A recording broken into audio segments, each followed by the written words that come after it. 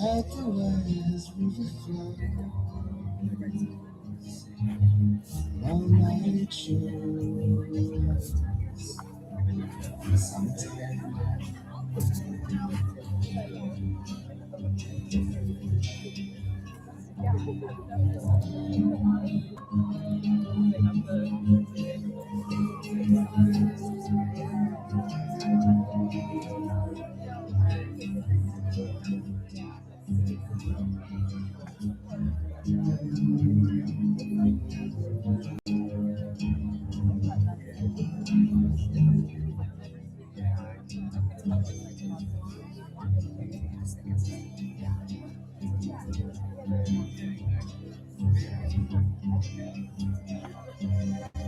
should play today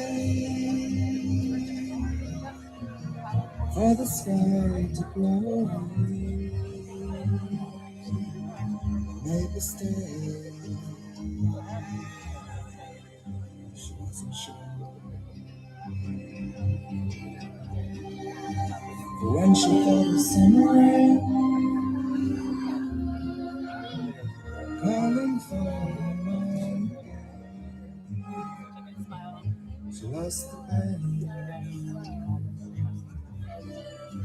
Stay free. Gonna see the riverman. Gonna tell him all I can about the band. Feeling free. If he tells me all I know about the ways river flows, don't suppose it's been free.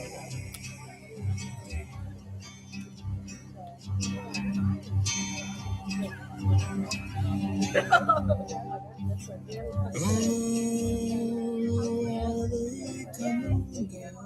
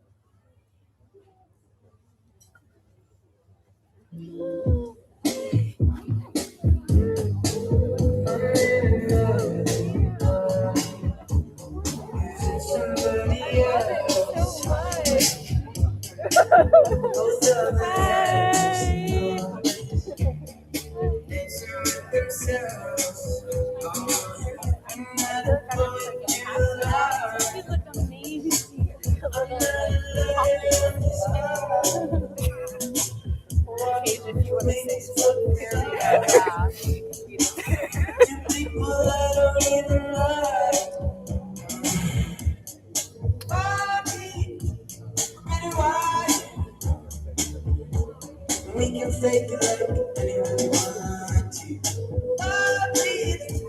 But we don't have to. And just shut your mouth and really want to. But you own it all. You wanna get a escapism so easily. We don't have the money to pay. We get mad. Oh, don't you wanna get a move on? Yeah, I know, it's just like settled. I've been here setting up. Somebody else. I'm turning away the whole part, looking for something else. Did you find it? Did you find it? It's a little keep it going.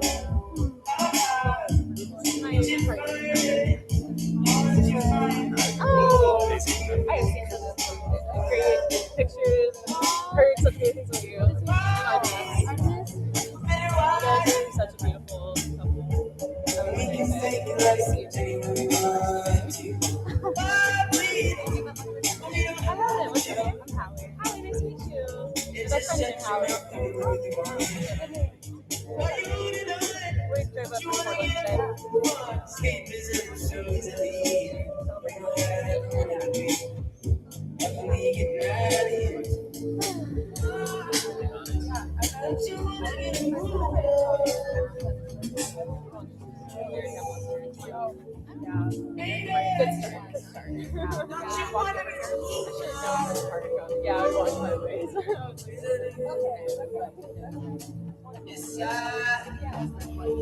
Quick Don't you process. wanna get a move? Just have to do I kind of do want to go see my way.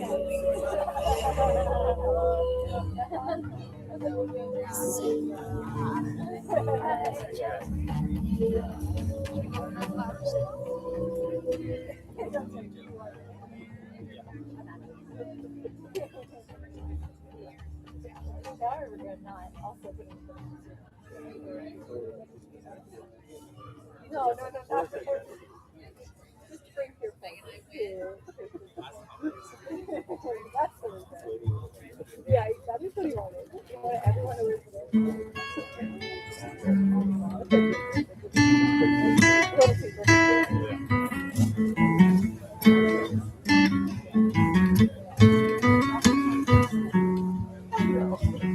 I see great waves coming our way.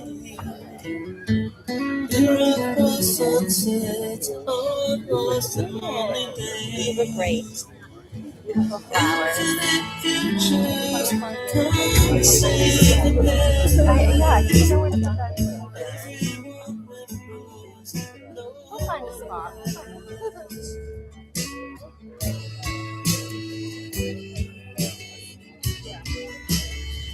Yeah, but not popular. How about you? Yeah, not popular.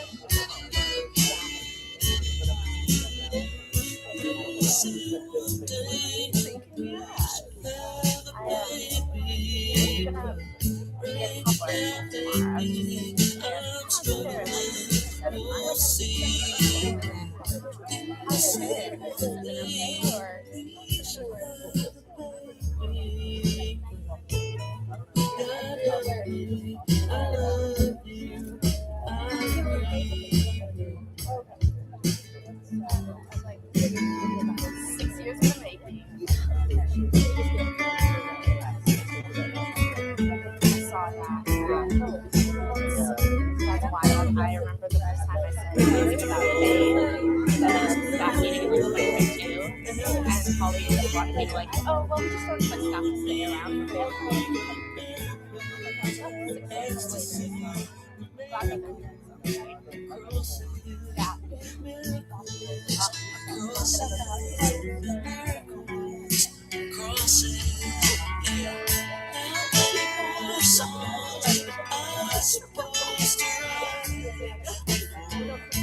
I should turn it off and say goodnight. How many more songs am I supposed to write before I can turn it off and say goodnight? I have fears I am not addressed. She said some things from my past make me feel powerless. Maybe I pray for the children and the sinners and the animals too.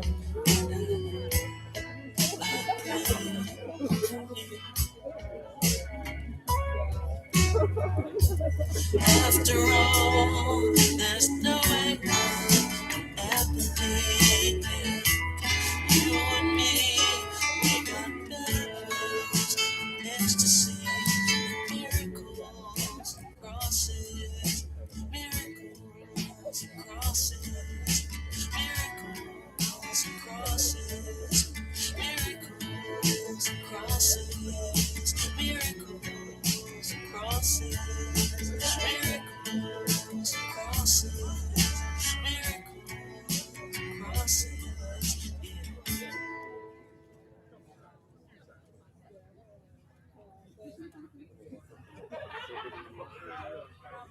Can Put your head in the pose of persistence. Picture in the outline and you start to see the colors. Filling in with intricate splashes by all the color. Michelle is on the joint, Jimmy said nigga you jello. Wonder why the whole inside the joint is real. A medal or a wood you can give it to the zeros. They bring it forth the feeling. I'm really poetic, I say, a great proportion. I hope my little nuance is correct with this discussion. What I say, and who is to say? Cause Roy makes the tune what it is today. Rhythmically we hitting Slake and cheese, know what I mean? It's only right to me and Mr. Right, we here for me. The overtone of funk is being driven by the students. The benevolence of Roy issue needs jurisprudence. It's me, a rhyme, put it in a hip sermon. I'm just a humble little term, just a hip version. Poetic, I'm truly in the heat I ever see. Sprinkles with the essence of life for my breed. Think about it, sweetie, while we get this to the meeting. The musical expression is important for progression. Never stop learning lessons. Believe that you draw from. Before we all stand, must acknowledge the fall. Before we get the grounds, we like to reach the ball. Before we get on show, let's get to the call. Check it out now, and don't you dare. Bobby Timmons did the joint called That Did. Check it out now, and do. Ronnie Foster did a joint called Mr. Brew. Check it out now, it's how it goes. Check it out, bad boy hard bro. Hey, good evening, ladies and gentlemen. Welcome to the Apple Tree Cafe. We're here to move on stage. Charging forever.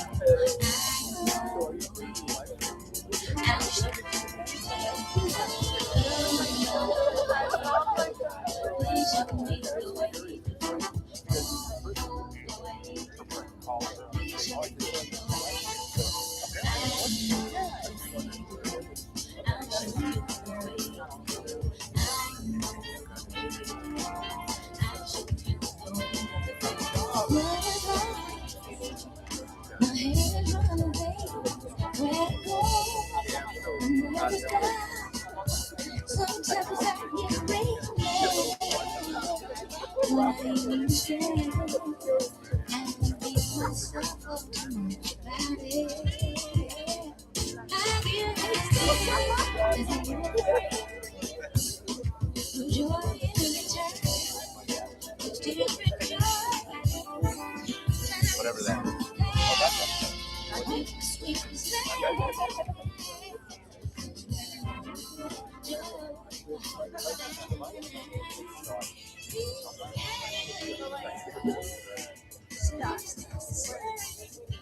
Hello.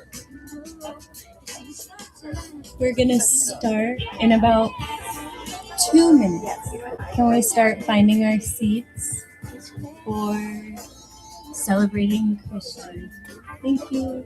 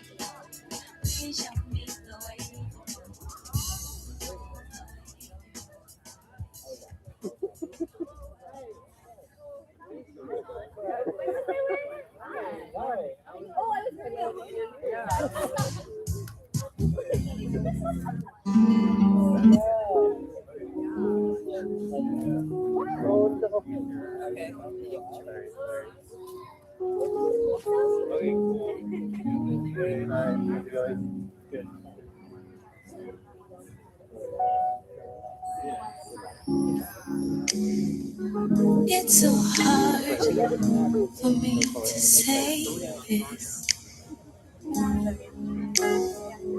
I'm struggling to find the right words.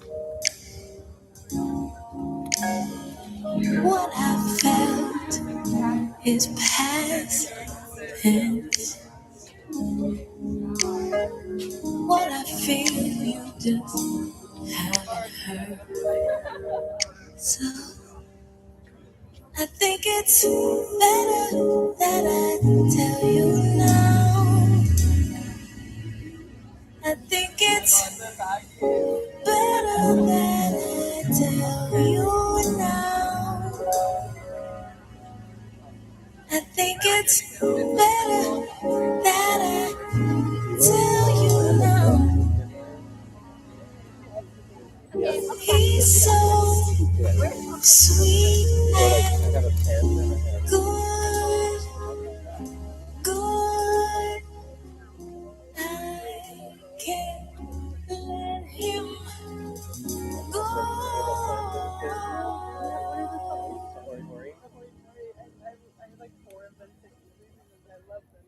Maybe this one was really well. It's soft and pliable. Is that appropriate?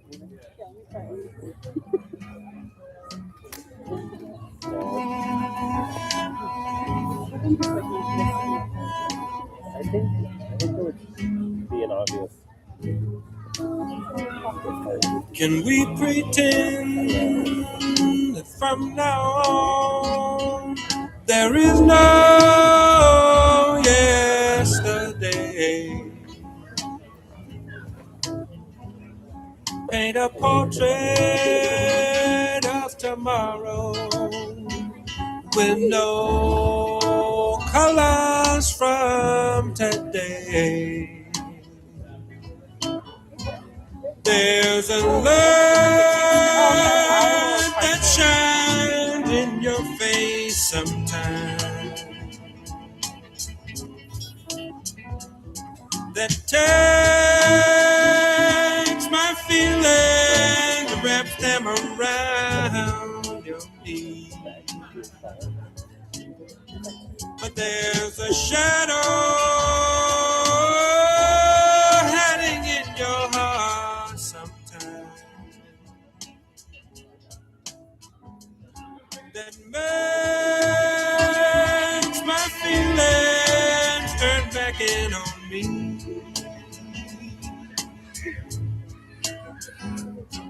Can we pretend the pain is gone and go our merry way? Paint a portrait of tomorrow with the colors bright and gay. There's a light that shines in your face sometimes, that takes my feelings, wraps them around your feet. But there's a shadow hiding in your heart sometimes that makes my feelings turn back in on me.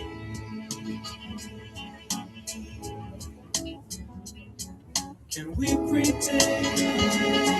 Can we pretend? Can we pretend? Can we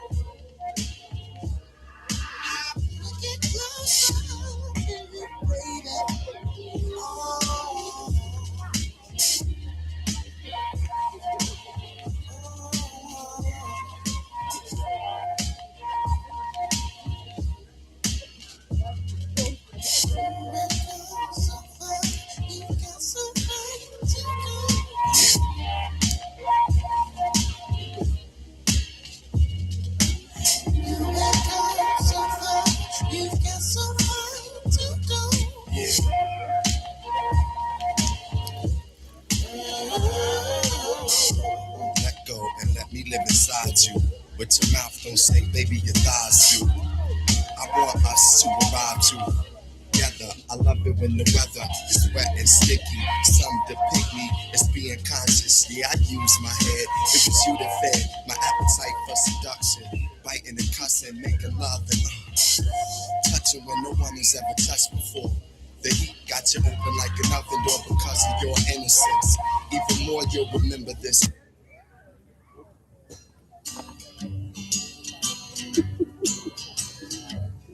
I'll close my eyes and listen to you. The corn come out. Don't you hear the stars? They glisten as we go in and out. Down where the trees grow together and the western path comes to an end. I see the sign, it says clear weather. I'll meet you tonight, my friend. Will the corn be growing a little tonight as I wait in the fields for you? Who knows what grows in the morning light when we can feel the watery dew? I just can't be there with no other. I know those hills will be true. Away from my sister and brother, down through the grass and sun.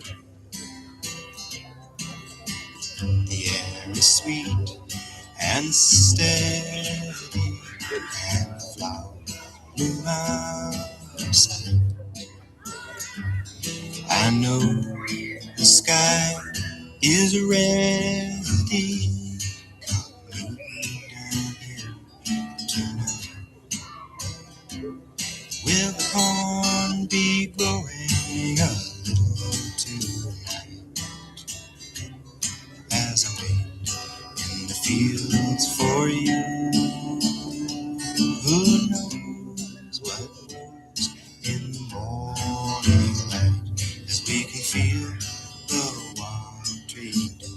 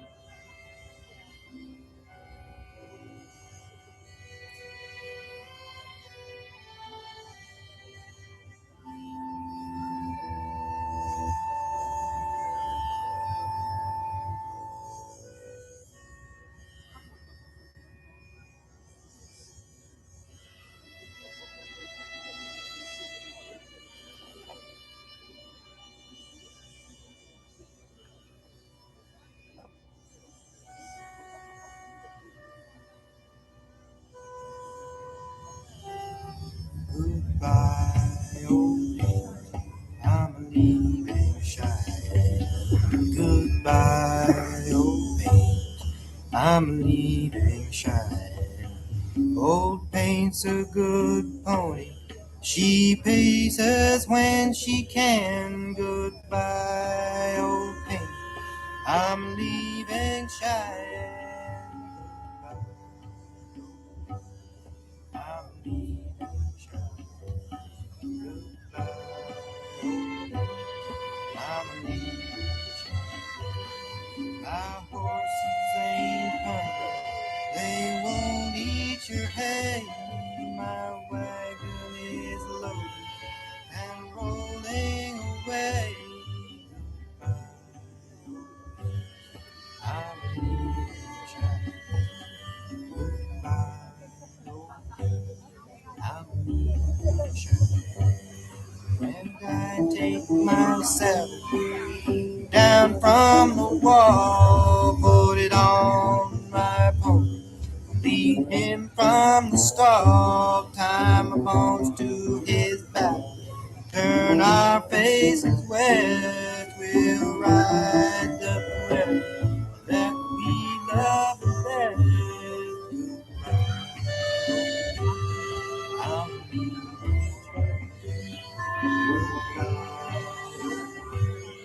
I'm leaving Cheyenne.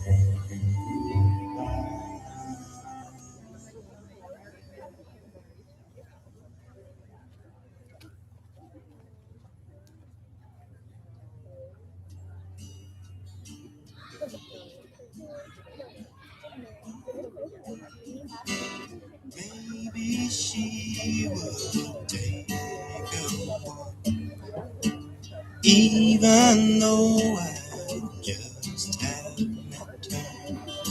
Together we could maybe talk, or maybe I should just forget her.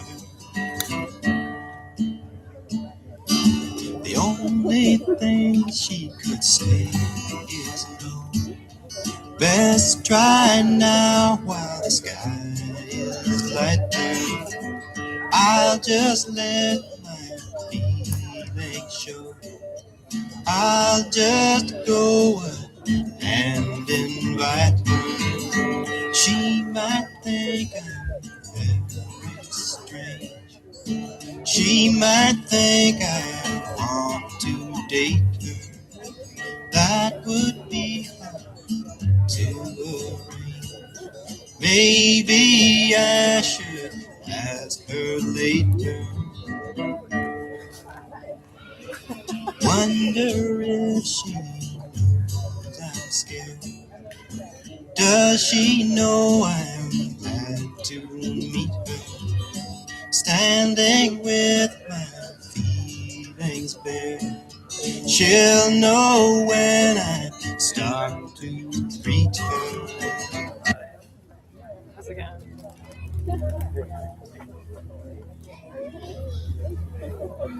I didn't actually give you a hug when I got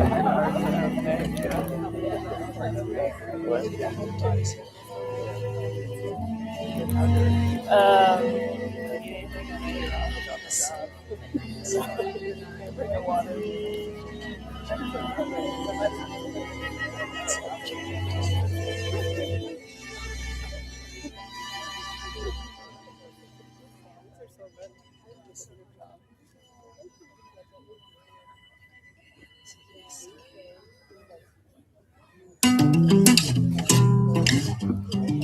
Are you in a comfortable seat? If you're not, find one.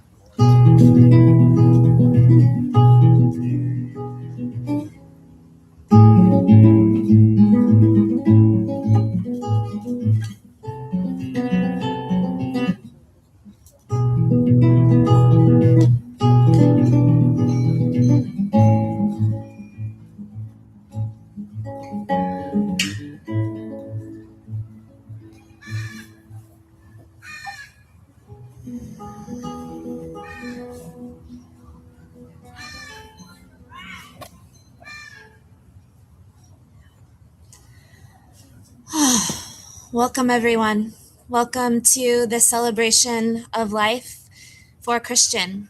I'm B. I was a friend of Christian's.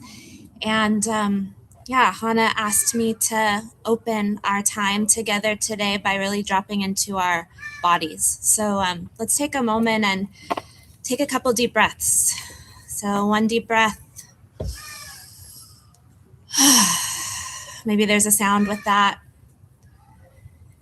And another breath.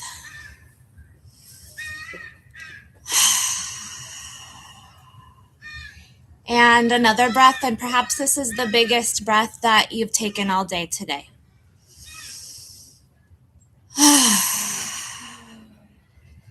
And you can keep doing this. You can keep breathing.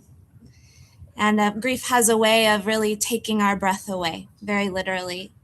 And we can remember that we're alive, and we can remember that we can celebrate life, including Christian's life, by breathing on purpose. So as we're here together, it's like, oh, what's happening inside of my breath? What's happening inside of my breath? What's happening inside of my body? What's happening inside of me? Yeah. So as we're here to celebrate Christian, I want to name a commitment to life. a commitment to his life, a commitment to celebrating how all of us made it here, and all of us are alive. All of us are here to be with the full range of what it really means to be in remembrance of Cristian. And unfortunately, with grief, we can't choose. With life, we can't choose what we're in contact with. Sometimes it's really numb. Sometimes it's excruciatingly heartbreaking. Sometimes we're alive in the devastation. Sometimes we're angry and we feel like it's incredibly unjust. Sometimes we're alive with the memories and we're in our joy. Sometimes we're in that sweet moment of saying, oh yeah, it really got to be like that with this person. And unfortunately, again, life doesn't choose. Life doesn't get to choose. We want to be with it all. And a place that we can come back to really resource ourselves to be with it all, so we don't wall ourselves off to the parts of grief that feel harder, but we get to be in choice around that grief, is the body. And what I do in the world is I help folks heal through the body. And so I'm really, really, really honored to be here and leading us in this way.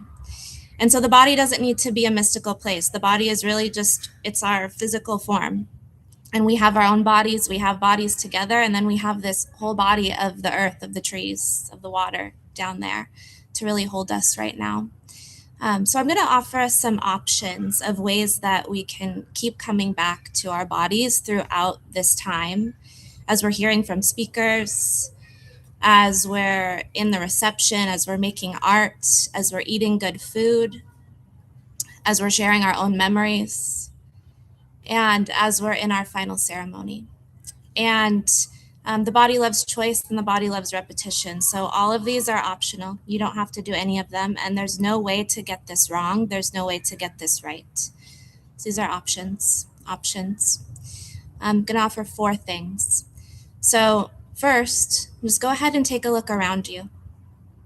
You can look up, you can see the trees, you can see the sky, you can see the ground. Some of us might be able to see the water. And as you do that, you're orienting to a wider field. You're orienting to a wider web that's really holding you. There's something outside of just me right now. And you might notice that shifts something in you. Maybe your breath gets deeper. Maybe you can feel the ground a little more. Or maybe for the first time you feel a little unstuck today.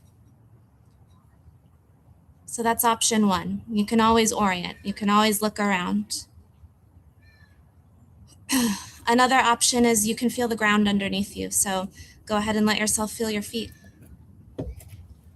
And you could wiggle your toes in your shoes. You could feel your butt in your chair or on the ground.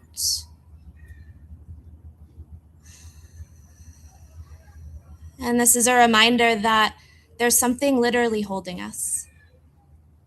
There's something literally holding us. You can always come back to ground. You can always come back to feet. And third option, you can stay with either of those. Third option is you can press your hands together. And this is like hold your own hands. Hold your own hands. It's like as if in a memory of like, I have myself. I have myself.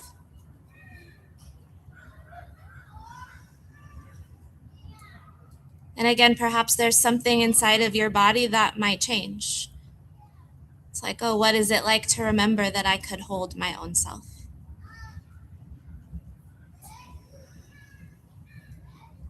And okay, last option includes participation, perhaps from someone next to you. So you can always check this out, please do, with the person next to you, touch okay or not okay.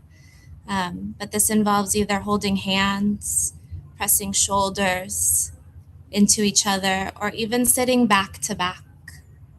So go ahead and negotiate that with your partner, with someone next to you, or someone's next to you. And grief is not a solitary thing. It's like our grief does not belong to ourselves. Our grief really belongs to each other. And so can you feel this person next to you, whether you're actually touching them or not? And can you let them support you, and can you let yourself be supported? It's like how much of you can let them in and how much of you can you let contact them?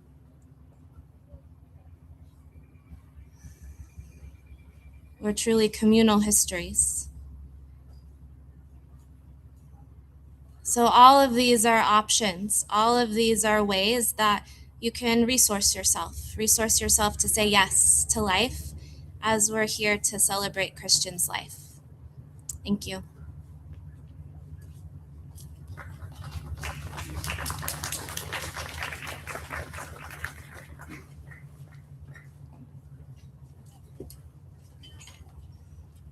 Thank you for that, Bea. I'll probably be using some of those Christian had short friends. Sorry. You did. Using some of those options while I get through this, but for sure being able to look out and see some familiar faces and feel held up by you is really helpful right now. As we prepare to begin, we invite everyone to come together as we honor and remember Christian today. We are all deeply grateful that you have gathered here today to share this moment, to hold Christian in our hearts, and to celebrate the life that he lived and the many lives that he has touched. We've all been moving with purpose towards this moment today. We've been hurrying and preparing, tending to what needed tending, and carrying all that brought us here. And now we've arrived. So let us gather, and for a little while, let us set down the doing.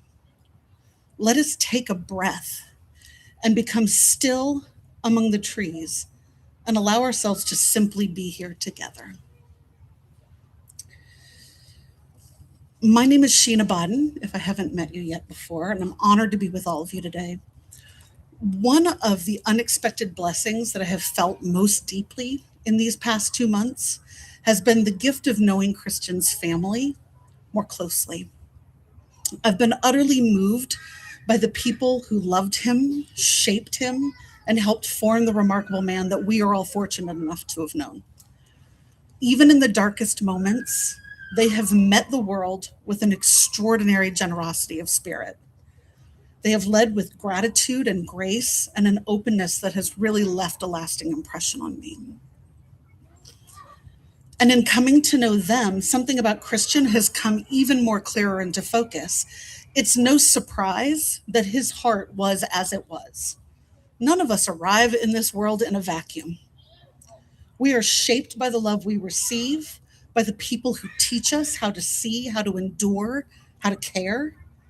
So to his family of origin, I say thank you. Thank you for loving Christian so deeply, for raising him with the love and grace and understanding that became such a part of who he was. Thank you for giving him a home from which he could go out into the world, and then trusting him to carry that love beyond your family to all of us. And to Christian's chosen family, I say thank you. Thank you for loving him without asking him to be anything other than exactly who he was. For giving him the freedom to fully be himself, to follow his own light, never asking him to make that light smaller for the comfort of others. The world was brighter because you gave him the space to shine as he did.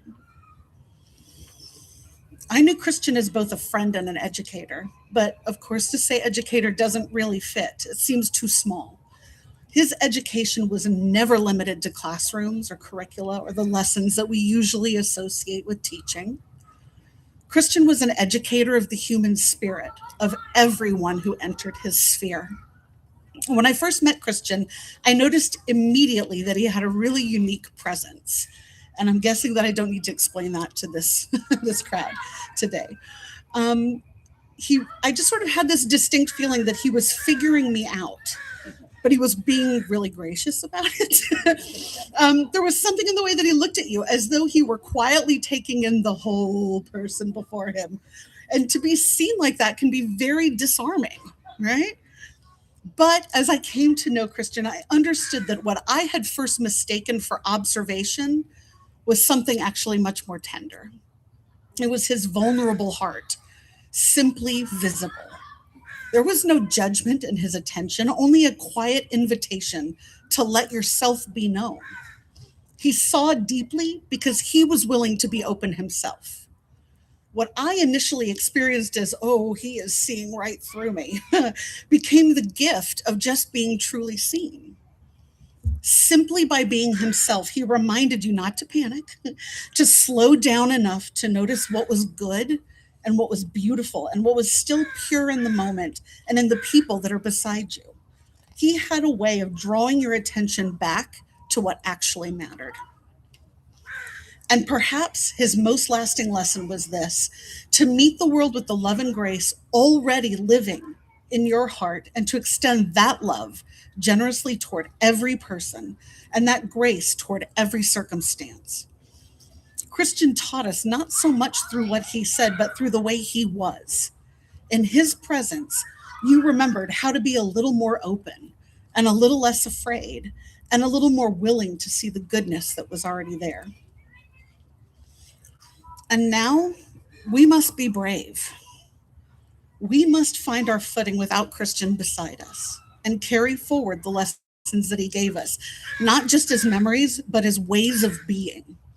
We must remember what he taught us, to look for what is good and pure, to meet one another with curiosity and compassion, and to extend love and grace even when it is difficult.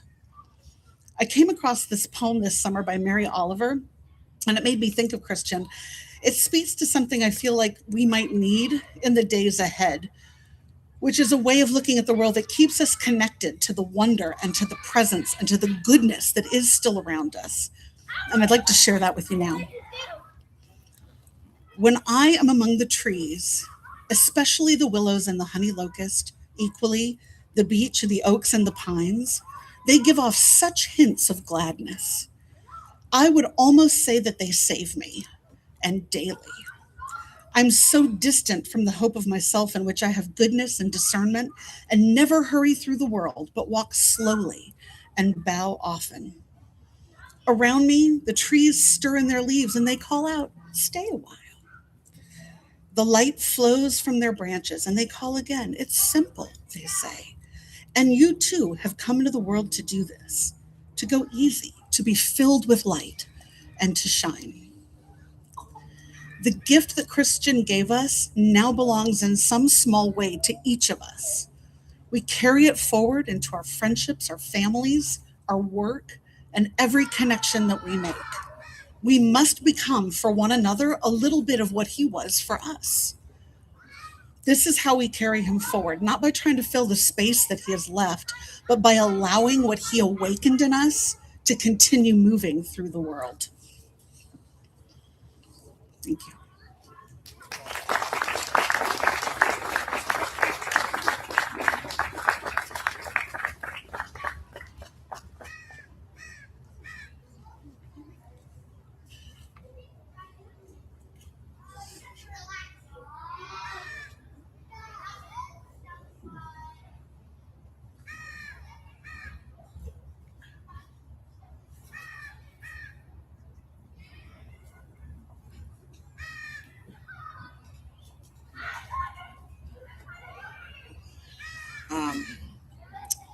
I'm one of Christian's taller friends.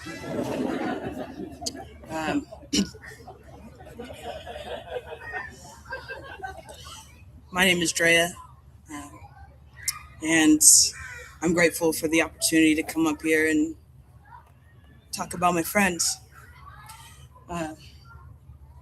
Normally I can be pretty articulate just off the cuff, but I'm going to do what I tell the kids, and I'm going to read what I wrote. Cristian Salyer, Chi-Chi, Mr. Salyer, Mr. Slayer, Mr. S, and Mr. Salad. These are some of the endearing names that we all knew Christian by. This is one of the many ways that we are connected to him as our friend, our colleague, our teacher, and our fellow community member. Christian loved an inside joke. He loved to pull a prank, an all-day prank, And usually I was on the other end of those. And he always made sure that there was a photo taken so that he could prove that he won that all-day con. This is just a small piece that made Cristian who he was. And this was a big piece of what made serving children so fun for me. To have such important colleagues in my life who know how to have fun and know how to educate kids. Working alongside him was something that just made every day better. He was such a beautiful human who left such a large positive impact on the many communities, as shown by here today, that he inhabited. I was fortunate enough to spend my last birthday with him, where he told me that he sees all the work I've been putting in when it comes to my profession, my relationships, and myself. He said he was proud of me and that I inspired him. We all have so many moments and memories that we share about Cristian. It's very important that we hold on to all of them. So many moments, so much joy and love can be found in all of those memories. When today is over and the ceremony is done, we don't need to just simply move forward. We can always pause and think about him and think about who he was to us. His father told me that he chose us, that he chose this Seattle community. You know, when I met Cristian, he was very nomadic, so I'm still processing that. His father told me that he chose us. So let's cherish that. Let's cherish that together. Let's cherish that Cristian was such a large part of our daily happiness and a large part of our peace. And let's cherish that we were such a large part of his peace. Thank you.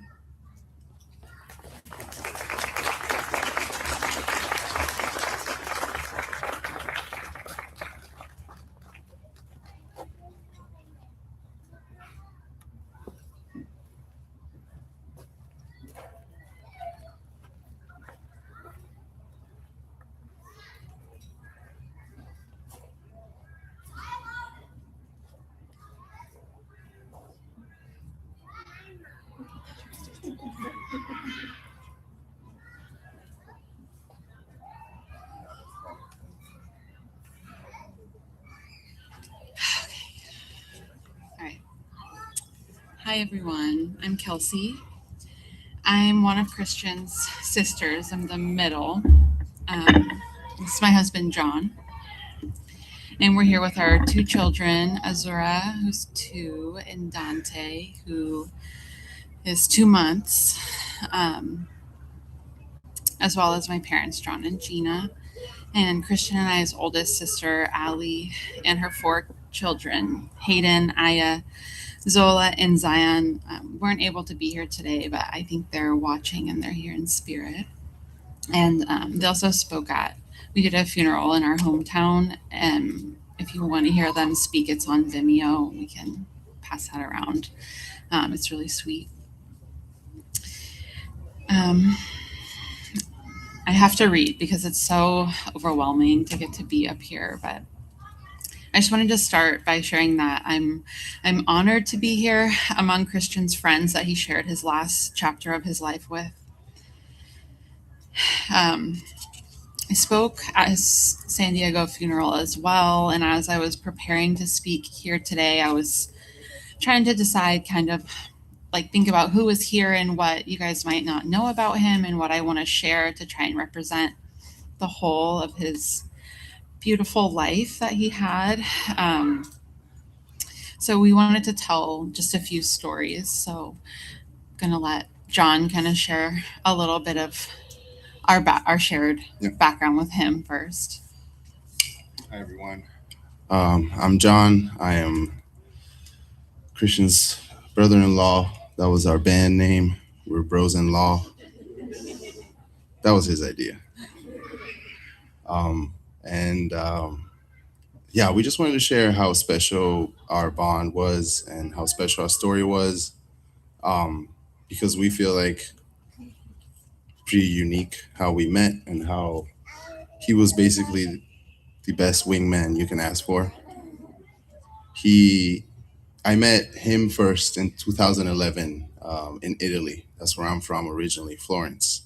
And he was on a mission trip with his school, with Gina and John chaperoning. And him and I just hit it off. Like it was so easy to be around him and to have fun with him, to steal people's wallets. We returned them a little lighter, and just learn tricks from each other. He was such a trickster and he loved it. And so many games that he showed me. And we met in 2011. And after that summer, we didn't talk until 2017. And believe it or not, it was thanks to Facebook that we reconnected. And it was our passion for music that reconnected us. I remember I was part of a remix contest and I was sharing my song that I was remixing. And he's like, wow, man, I didn't know you do music. I do music too. And I was like, oh, wow, send me something. And he sent me some songs that he liked, some song he made.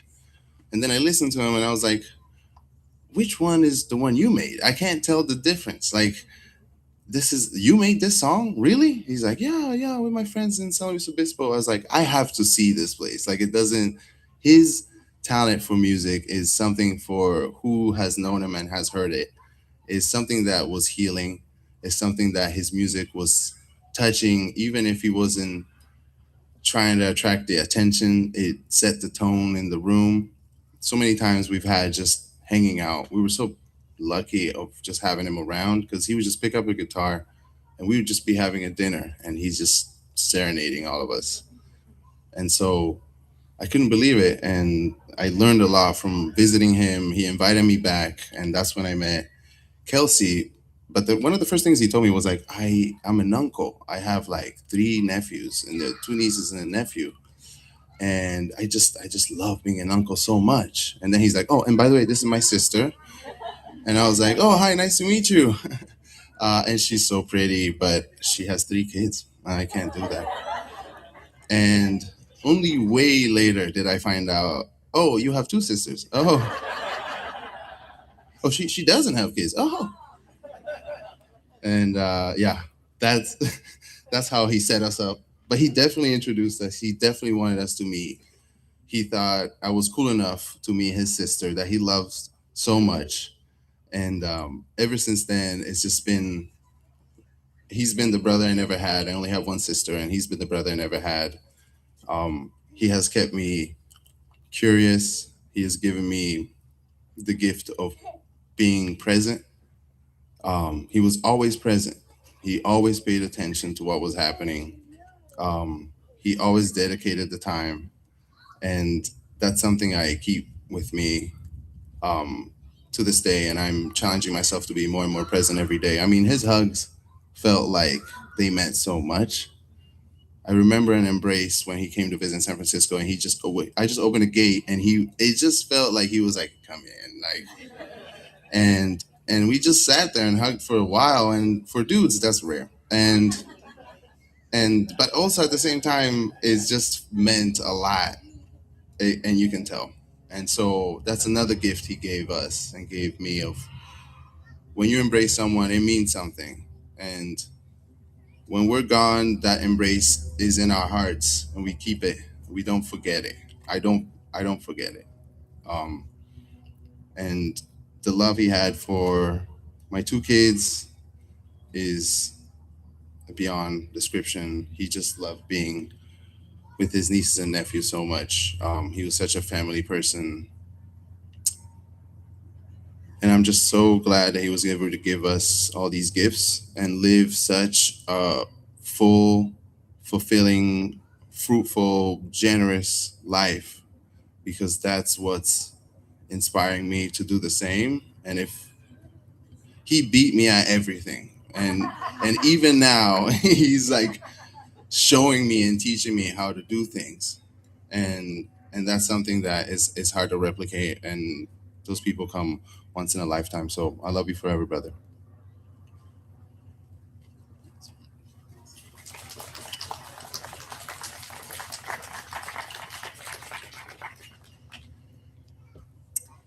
Okay. So Christian was the baby of the family. There's 3 of us, and we're all about 3 years apart. My sister, then me, and then Christian. And from the moment that I met my brother, I was enamored. Like, that was my baby. He was the absolute cutest, most precious baby and toddler and little kid. I remember like fawning over him with my mom. We would talk about his hair. He was like 4. I don't know, what was it, 6 or 7. I'd be like, he has George Clooney hair. Like, even when he was a baby, his hair was amazing. And he wasn't just cute, he was precious. And I felt like that until our last conversation. Just a precious person.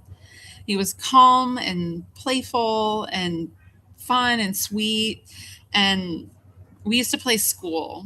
Like, I would make him sit down and sit still and listen to me basically repeat my arithmetic lessons to him, and he would do it. Because that's what he was always down to, like, try what other people wanted to do and go along with it and have fun, like a good time, whatever we were going to try and do. So I always took credit for him excelling in school and being really smart.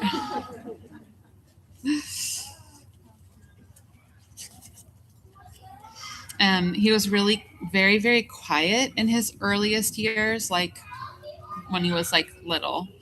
Actually, he suffered from chronic ear infections as a toddler, so it made him really hard for him to hear. So his speech was not developing because he could only hear like half of every word. So when he was like 3 to 4, no one could really understand what he was saying except me. So I would translate for him, even to my parents.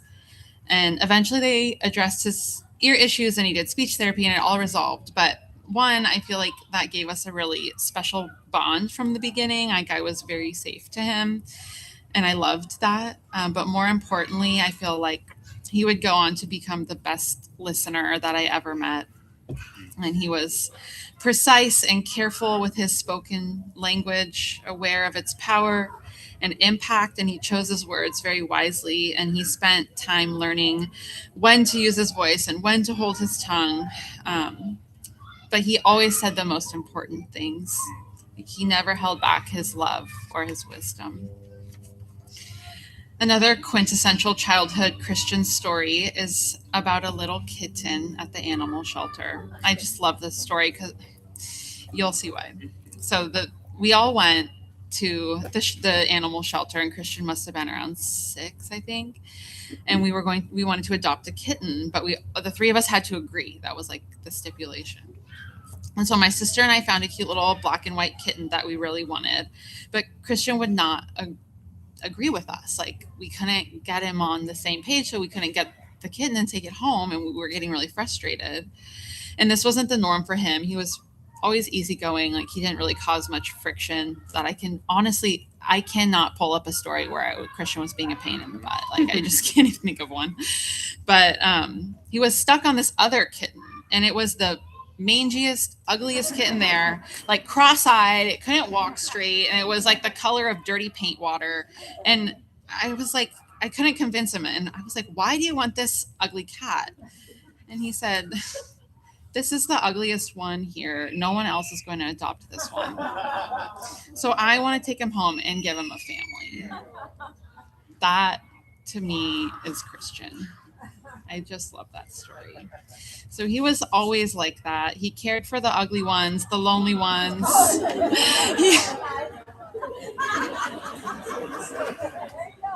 None of you know. You know, he could like pick people out who needed that extra love. And he wanted people to find belonging, and he wanted to offer it.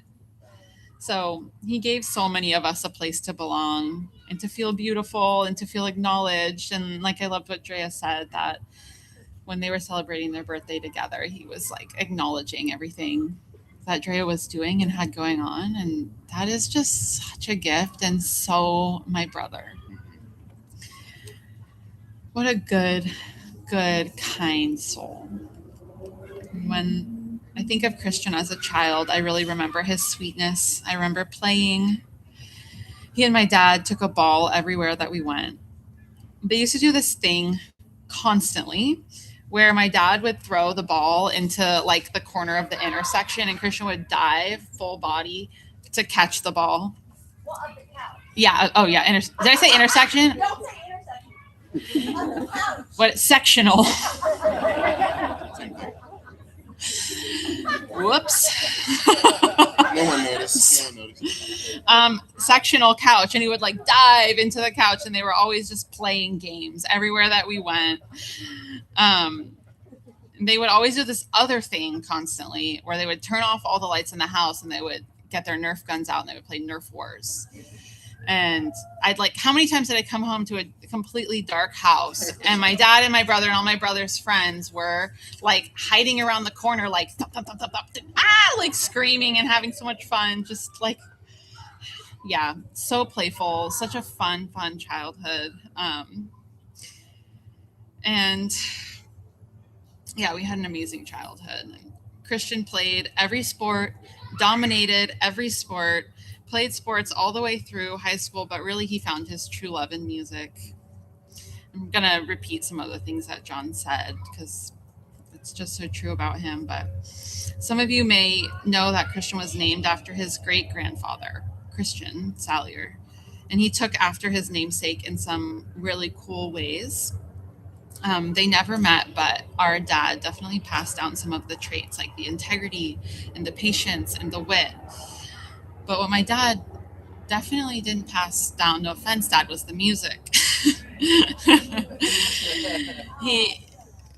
My dad's grandfather, Christian, was a really gifted musician. He could hear a song on the radio and play it on the piano by ear. And it's almost impossible to talk about Christian without talking about music. After Christian was more than just a gifted, skilled musician. He was a healer, and there was something about the way he played that was just so therapeutic. And it was never a show. It was never about him. Like John said, it just paints all of our memories with him. Like we would just be hanging out and he would just quietly pick up the guitar and play us all into this completely peaceful state. And we'd just be chatting or like dancing, sometimes making up songs. And it really defined our family life in a huge way. So many videos of him just on my parents' deck, playing music, singing with my daughter. Really special. He came up after Zuri was born and he just serenaded us with the guitar. And I feel like it brought such a sense of calm after being born and giving birth. It was like so incredibly healing. He considered pursuing classical music as a career, but ultimately chose to protect music as his gift and his expression and to do it on his own terms. And I was really proud of him for that, for choosing his own path and trying different things on, exploring himself and his opportunities to really discover what he wanted for his life. I found this card in his desk that I wrote him for his birthday in 2023, and I just wanted to read a short piece of it. I said, "This is a big birthday. It's a precipice of sorts, really building the structure of your life upon a foundation that you've made. And I encourage you to lean in, to make commitments, and not to be afraid to let the bridges you burn light the way." That's how it felt for me anyways. A lot of newness came that year for me, and I committed myself to my craft and my family, and I saw possibilities shed with those commitments. But it feels good to build, and I pray this over your life. I adore you, love you so deeply, and I'm committed to you, and I need you now more than ever. I'm so proud of all that you are, and I hope we can continue to share this journey and to prioritize making memories together. You are amazing, Christian. Always be you, no matter how it may change or look different. Be true to you. I feel like he had begun taking those steps. He was getting his reading specialist credential. He was telling me Seattle was really starting to feel like home, even though I tried to convince him to move to San Francisco, be my neighbor. He was like, you know what? I think I might have found my place. But his story was still unwritten, and his potential was not even close to being reached, and his impact had really just begun. He was cut short, and we all feel how this absolute gem of a person was just taken at a really exciting moment in his life. We, his family, watched him and cheered him on as he continued to grow into the most beautiful, fun, interesting person that we knew. He was no longer a quiet little kid or a teen that just wanted to play guitar and play games. He was really coming into himself fully. He had just turned 30 and was so thoughtful about what he wanted for the next chapter, what his legacy would be. And wow, I wish he could see how much he had already built. He talked about it like this future thing, and in his death, we've seen just what a huge impact he made. Since he passed, I've been saying that Cristian changed the world because every place he went and every person he loved was deeply changed for good. So thank you, Cristian, for sharing your beautiful gifts with us. I love you forever in every moment of every day as long as I breathe and after.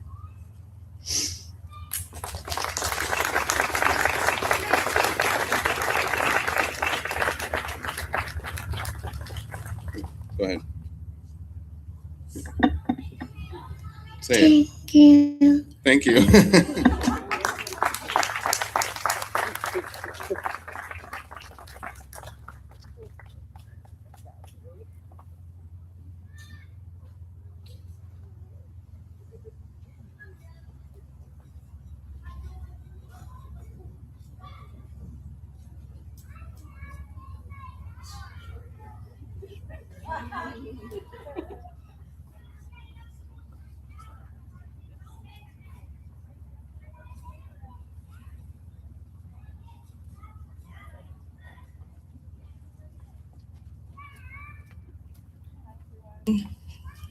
Hi, everyone.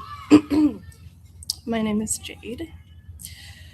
Cristian was one of my best friends, but whenever I called him Cristian, he said he felt like he was in trouble, so I'll just call him Chi-Chi.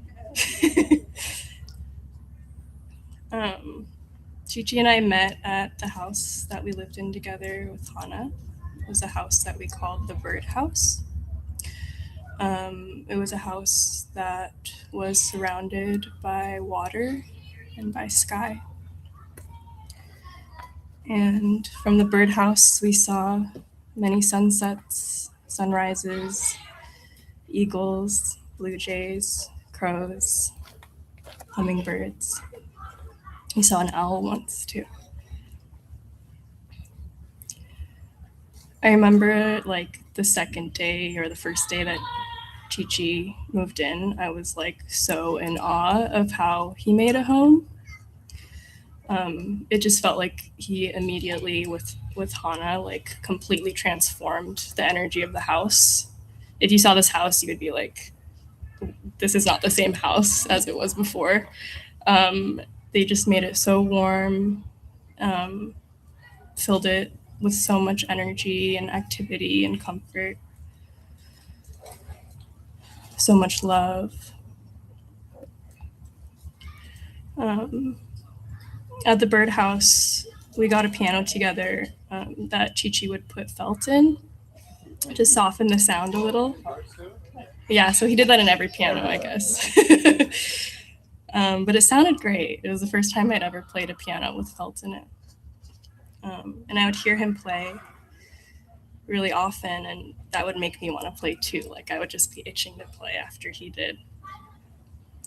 And I learned so much from listening to him play piano and guitar. Like there was some form of energetic, like sonic osmosis happening just from living together and being together. We'd sit in the birdhouse play music and the clouds would pass by our heads.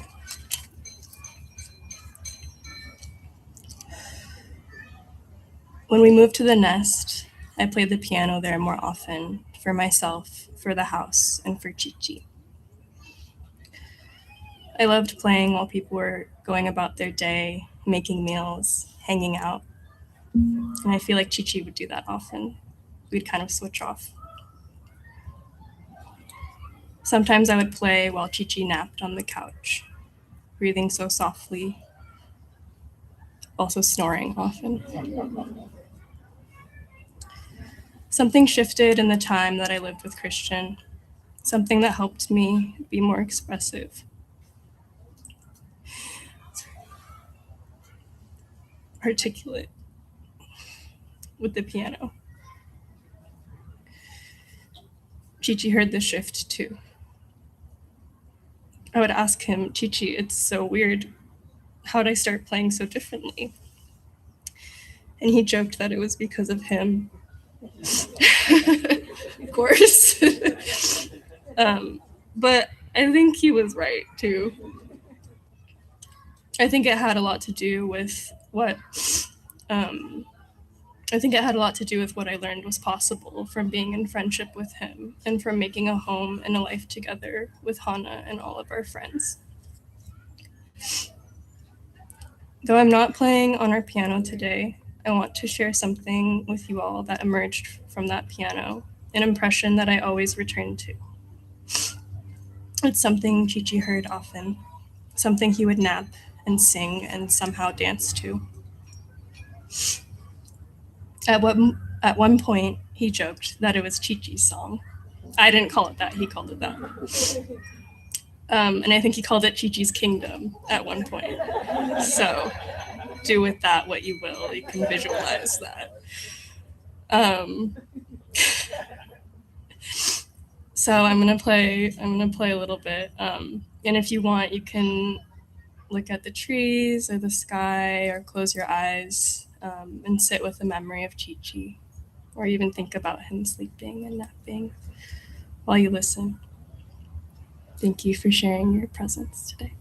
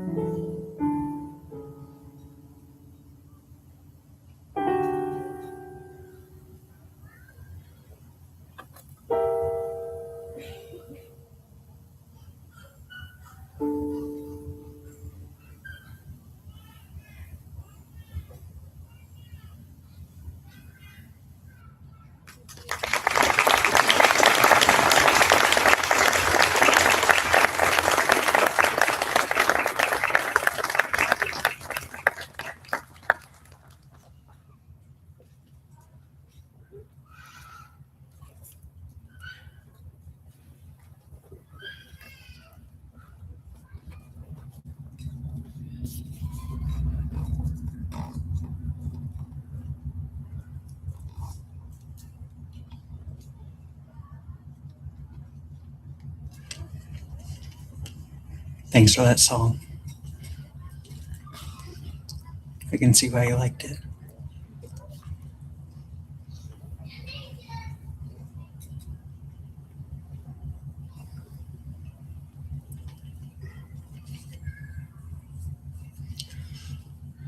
My name's Ian. It's going to be really hard to get through this.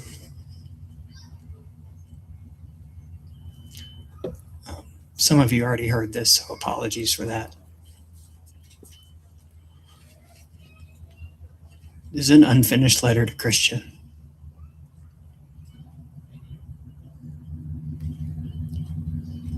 What up, little dog?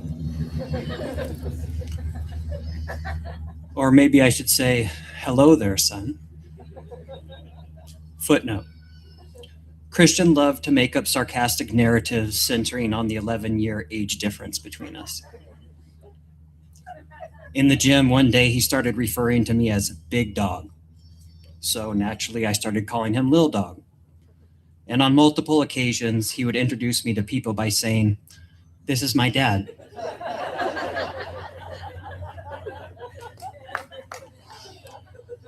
He would try to keep a straight face until the person meeting me said, "Oh, nice to meet you," with a slightly confused look. And at that point, Christian would usually start cracking up. Back to the letter. It's 5:08 p.m. on Monday, June 1st, and I'm sitting at Victrola Coffee Shop on Beacon Hill waiting for you to arrive. I send you a text. No response.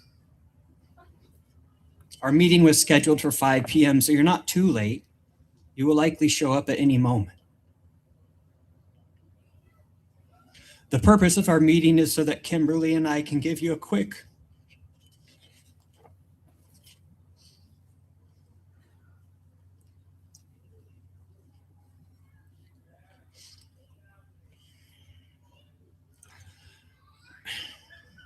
orientation to staffing the CID Worker Hub during the World Cup.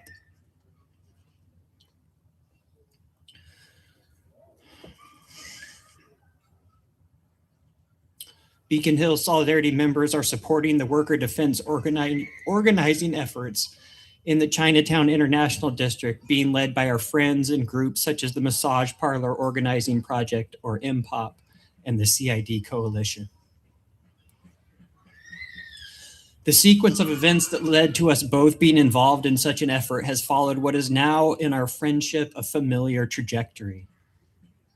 We met in March 2022 as co-workers at Thurgood Marshall Elementary and developed a closer friendship and political relationship post October 7th, 2023, when the principal of the school forwarded to the entire school staff an email that was extremely pro-Israeli military. You and I were both enraged by this, and with a couple other staff members, we decided to demand a meeting with the principal, insisting to be able to offer a list of resources to the school staff designed to counter the Zionist propaganda contained in the principal's email. As the genocide in Gaza raged on, our political activities together increased. Through these events, you introduced me to your friends, inviting me to birthday parties and other social events, usually centered around food. In turn, I began to invite you to a whole series of organizing projects, including a political study group that you have consistently contributed to, so that it is still active more than 2 years later. I also invited you to the founding meeting of Beacon Hill Solidarity, which 1 year ago took place at Victrola, this very coffee shop where I now await your arrival. BHS, as we call it, has benefited greatly from your refreshingly lighthearted energy, your willingness to set up and take down our community potlucks, and your captivating and confident MC skills. It has felt so good to work in these projects with you. Consequently, I continued to invite you to whatever organizing endeavor I was involved in. The number of invites became a bit ridiculous at some point, and understandably, you managed to avoid saying yes to some of them. Recognizing our shared enjoyment of the outdoors and desire for vigorous exercise, we began hiking together and even purchased matching gym memberships where we worked out together 3 to 4 times a week for the better part of a year. We developed a fun and enriching rhythm, which often followed this sequence: a gym workout, then picking up food, going back to your place to quickly shower before our political study group meetings. Hannah, your housemates, and even friends who didn't live with you came to recognize this rhythm, frequently asking, "How was the gym?" Or, "How was the study group tonight? What are you all reading now?"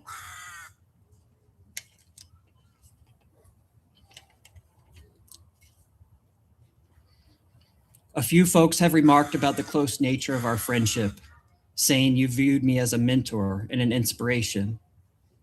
I'll admit that at times I did attempt to play a mentor role in your life, at least in regards to political organizing. But the truth is, I needed you way more than you needed me.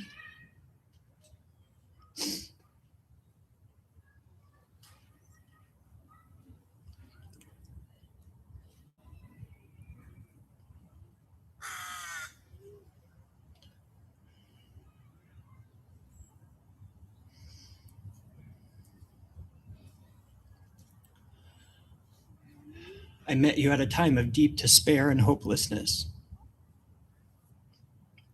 The failures of the American left have shattered the dreams of many. And for me, the disillusion and cynicism that comes from years of attempting yet failing to build revolutionary projects had certainly set in long before meeting you.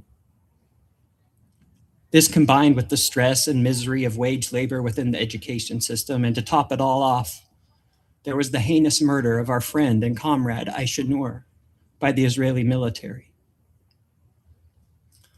A stubborn and profound loneliness loomed over my head. And repeatedly and consistently, you were there to soothe it. You were an integral support for me through it all.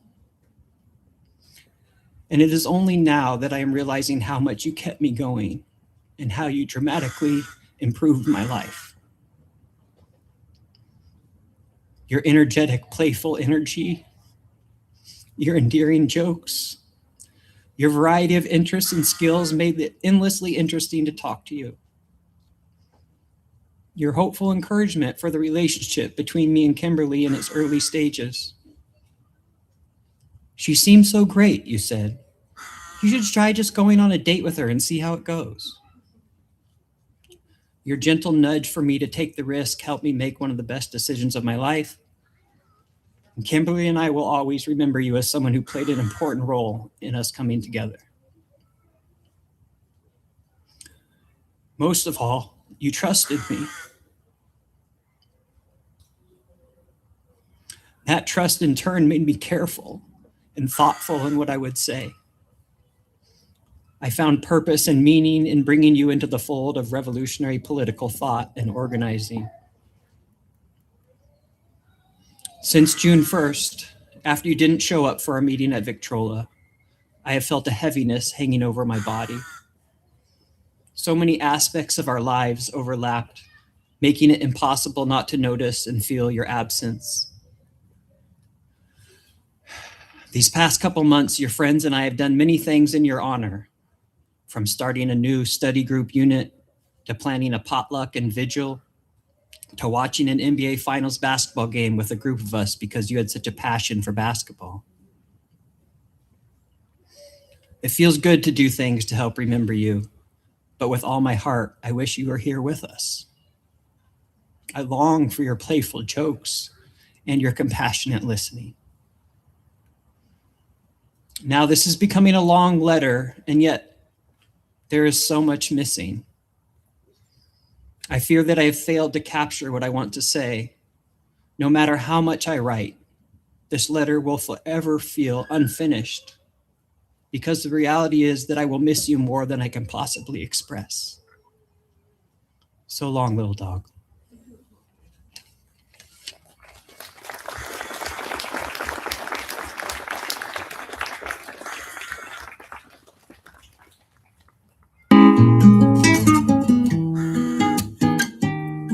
Let's take a moment to imagine Chi-Chi Kingdom.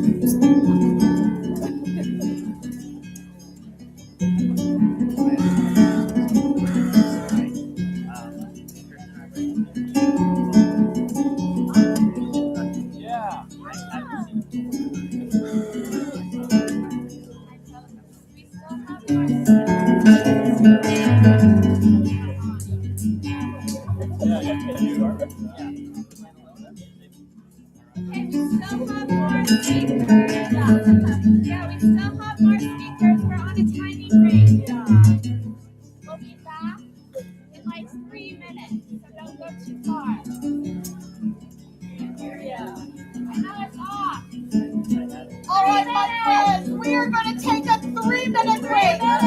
There are more speakers, but please feel free to stand and stretch and take care of your body.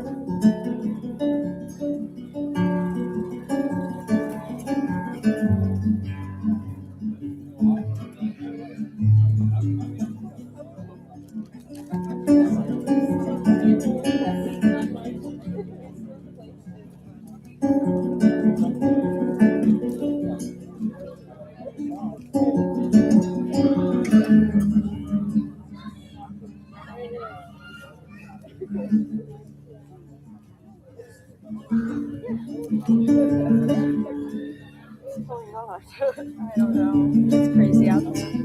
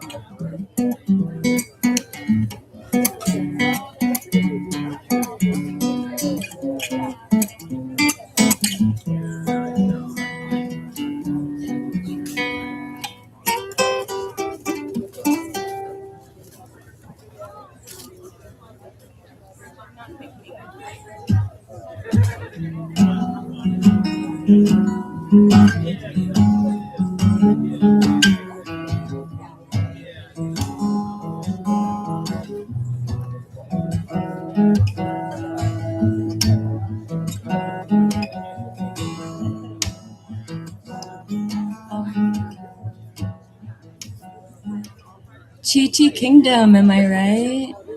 I was thinking about how lovely it is to go there. Let's sit back down. We have more stories and memories to share.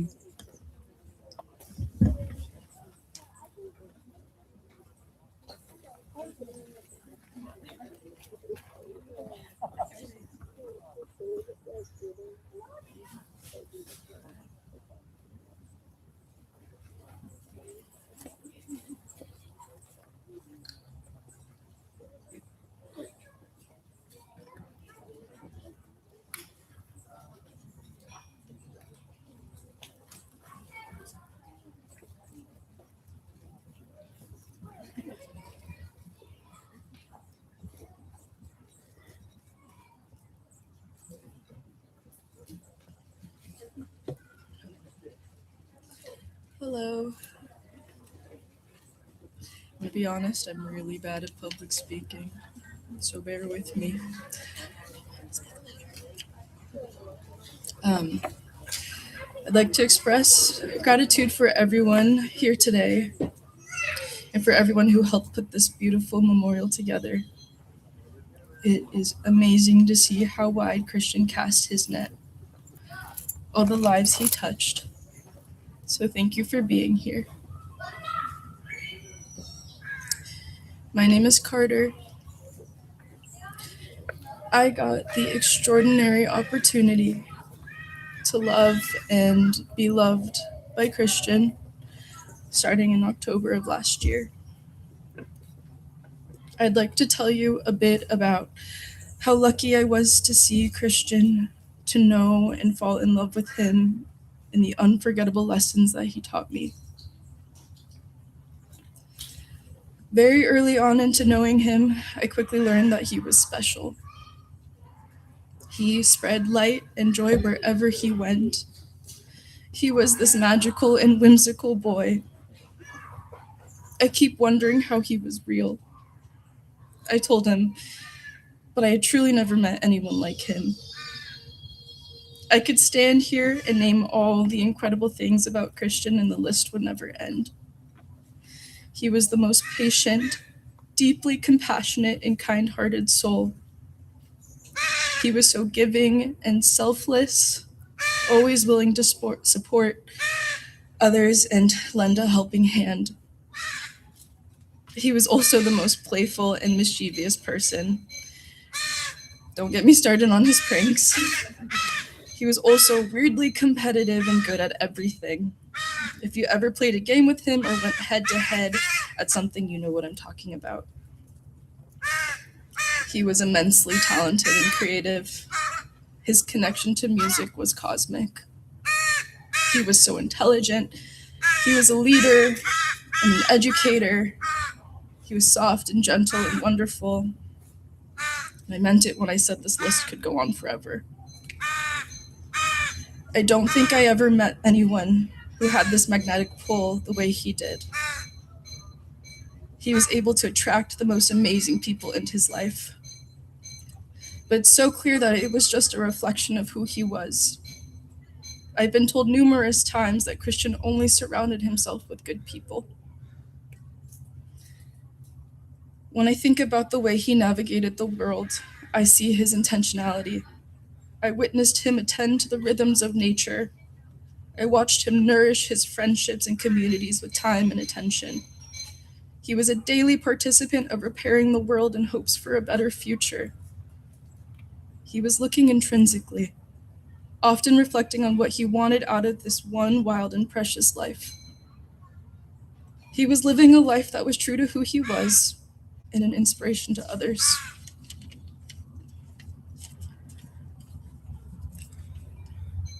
I think we entered each other's lives during a very transformative and pivotal time. We discovered along the way that we grew up in the same hometown. Somehow we're in the same room at different points in our lives, but before it was the right time to meet. We reflected on what it could have been like to meet when we were kids, and even got the chance to visit San Diego together on what he called a real vacation back in April. But no, we met in Seattle at the right time. We both climbed the West Coast, became educators, fell in love with the communities we created, and eventually fell in love with each other. We often talked about whether or not we were meant to meet. We concluded that woo-woo or not, we'd like to think so. Something along the lines of kismet. I've always said this, but it was such a gift to be on the receiving end of his love. He had this rare ability to make the people in his life feel like the most important person in the world. And my God, what a gift it was to cherish him, to see him and love him and the person he was becoming. The best way I could describe our love was like a flower bud ready to blossom, on the cusp of something so special, this pure and sweet thing. Cristian, I was not done loving you. I miss our slow mornings together, waking up beside you and sharing a bed, despite how badly you snored. I miss your warm and calm demeanor, your smell, a mixture of amber, vanilla, and patchouli. But you always said you were the secret ingredient. I miss making dinners with you and dancing in the kitchen. I miss going on our neighborhood walks, looking at all the different plants and flowers we'd want in a shared garden. I miss hearing you talk about the kids you loved and cherished so deeply at the school you worked at. I miss hearing the stories you tell me about everyone in your life in great detail. We talked about a shared future and envisioned what a life could look like. We promised to continue picking flowers for one another next spring. You told me you wanted to experience all the seasons with me, and in a way I'd like to think we did. I'm not quite sure how to do this, how to navigate the world without you. You came into my life and showed me a love I did not know was possible. It was so easy and intuitive with you. I had never laughed with someone so hard at the most simple things, like a leaf blowing out of our hands or making childlike faces at one another. Our love was grounding and steady. We were consistent and patient. We were supportive and cared deeply for one another. You told me you only ever wanted to make my world feel bigger. I told you that you were so easy to love.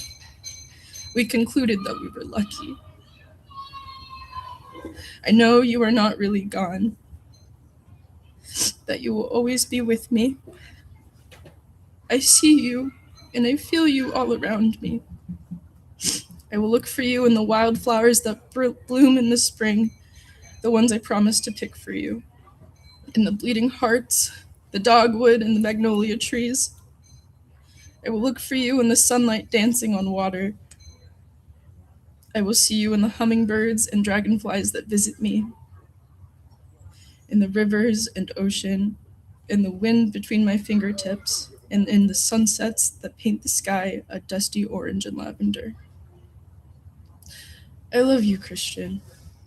Thank you for showing me how to love loudly, compassionately, and patiently, and for showing me the beauty in life, for teaching me and inspiring me, for always holding space for me, for showing me the most gentle and genuine love. Till we meet again in the next life. Thank you.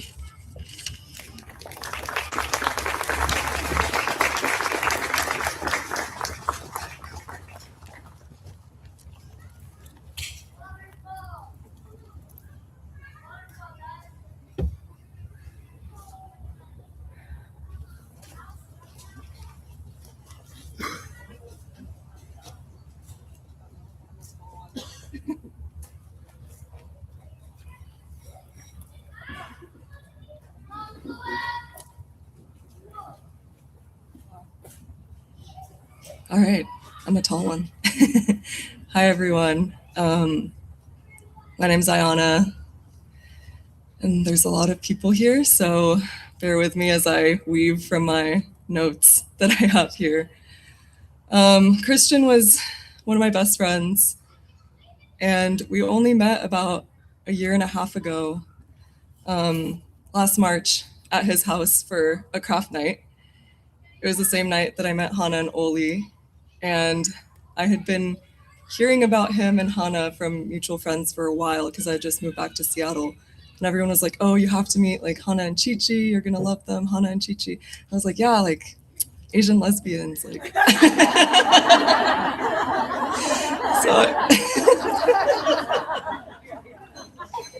So I got to their house and I was like, that's Chi-Chi.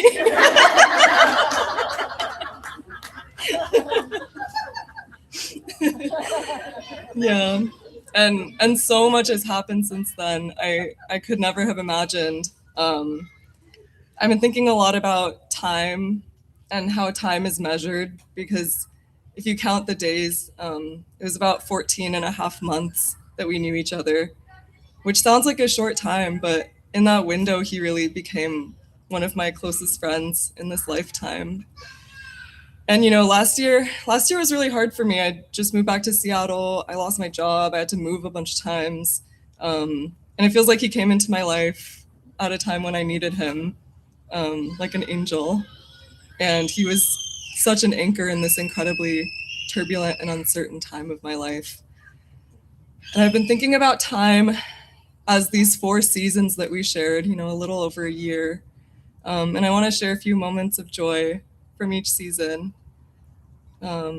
And I guess technically we would start in spring, and I'll circle back to spring, but this is my favorite photo that I ever took of him.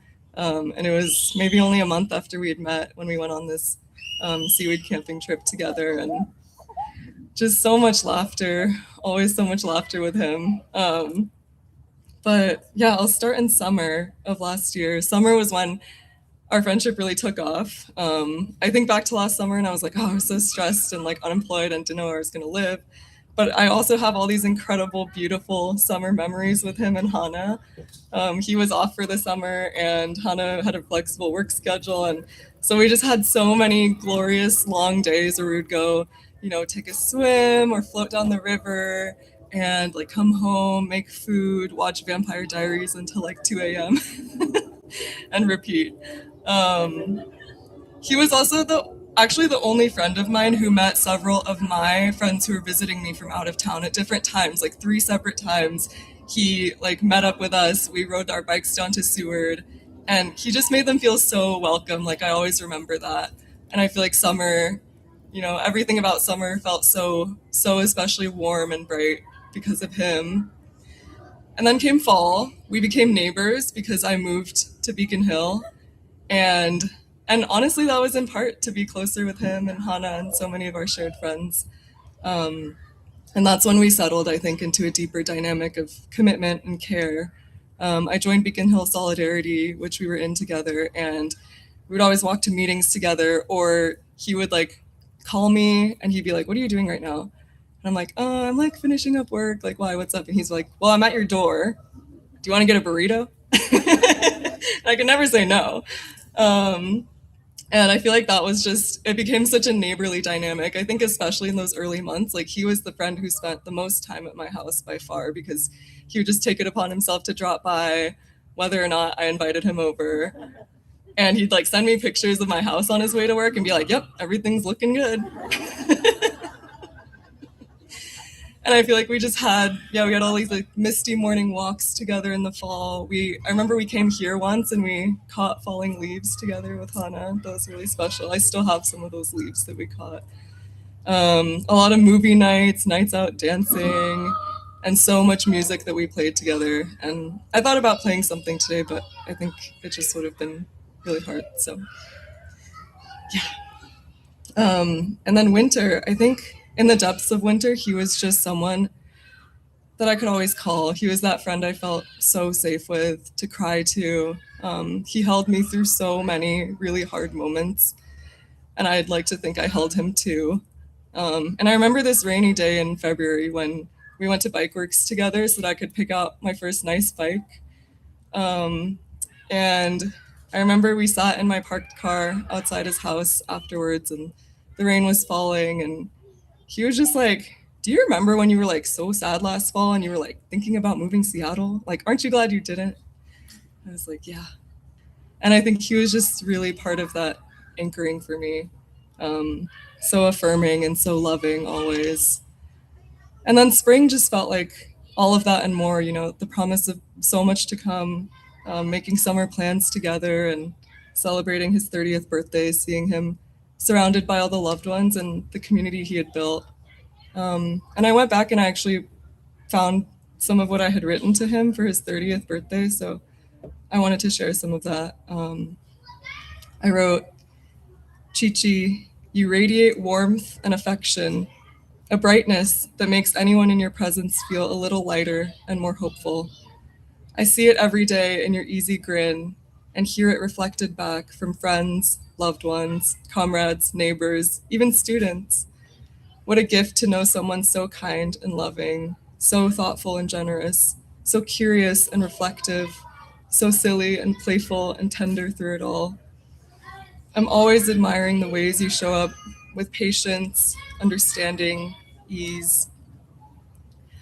And there was so much that I admired about him that didn't even make it on the list. You know, I think in all these memories and everything I've heard reflected from you all, the shared experiences of feeling like you were so important to him, feeling like you could never beat him at anything because he was so good at everything. I think all of these themes feel so true, and there's so much I admired about him, like how gentle he was and how he carried himself with such a principled hope, you know, never unrealistic, but always daring to dream a better future for all of us. And even as an Aries, you know, he was quick and fiery, but never too fast, and always so intentional and so thoughtful in everything he did. And across these 4 seasons, his love and his friendship changed me deeply. It changed the way I see the world. It changed how I relate to community, to our neighborhood, to our friends. And I know we all know he's one of those people who changes you forever, whether you knew him for a few days or for his entire lifetime. And in my life, you know, he was kind of like a shooting star or a hummingbird, a flash of light and color across my sky, brilliant and unforgettable. But there's a steadiness there too. His love will endure throughout our lifetimes, you know, so rooted and so strong, like these madrones that we stand under.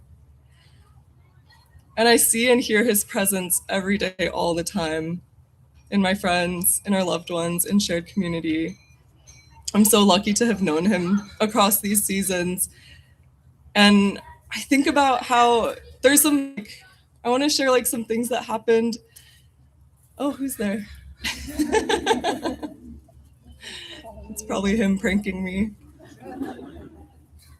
I thought about him pranking me actually a lot in the weeks after he passed, because 2 things happened. One, in the week after, I was on a bike ride by myself. I was biking to Jefferson. We used to always go there together. And one of my tires went flat. And it was the tire that he had helped me fix. And that just, I was like, come on, man. Like, I got to get home. So I walked my bike home. And I was thinking about it because I was like, oh, I feel like it's a sign. Like, even though he used to always help me through these things, like, I just need to learn how to do them myself. And then something similar happened when Hannah and I were going to sing a song at his vigil earlier this summer, and one of my strings broke. And I was like, are you serious? And it's so strange because when I came back to them, because I had avoidance about fixing these things. I was like, I don't want to think about it. Like, it's making me sad. And I don't even really know how to do these things as well as he did. So let me just wait. And when I came back around to it, when I tried to fix my tire, there wasn't actually a puncture in it. It was perfectly fine. And same thing with my string. It wasn't broken. It had just gotten loose. And so I think this is just his way of, I don't know, bringing a little humor, a little lightness back into my life, because I was so crushed. I was like, oh, it's like, I feel his absence so deeply, and I think the fact that I was able to fix them myself and they weren't actually broken just made me think about all the ways he's still holding us and still present with us. And I think I just want to share a couple words I wrote in my journal a few weeks after he passed, to close with. And I just feel so grateful for this space and everyone here. I wrote, Chi-Chi, it's impossible to not imagine sharing everything with you. Bike rides, swimming, laughing. He always told me I was really thirsty to laugh. We're all laughing together. He would be laughing about something. I'd come over. I'd be like, "What's so funny?" He'd be like, "You're so thirsty to laugh." Playing music, dancing, sitting and talking for hours, sitting on our porch thinking about all the fun plans we're gonna make. Or my porch, our porch, the porch we shared so many memories on. But I want to keep imagining doing everything with you. I don't want to lose the joy we shared. I feel you closest when I'm joyful. Moments of laughter with our friends. The start of a dive when the water closes over my head. I see you in every manifestation of light and beauty, everywhere. A rainbow over our neighborhood. Sunlight on the water. A shooting star. I hear your voice every time I doubt myself or feel small. I feel close to you when I love and believe in myself because you always did. I feel close to you when I show up for our neighborhood or our community, or when I hold our loved ones close, just the way you always did. Thank you for everything. Thank you for the radiant, nurturing love you shared with me and with so many others. Thank you for all that we learned about together, felt, laughed about, and experienced together. I miss you every day, and I love you always. Thank you.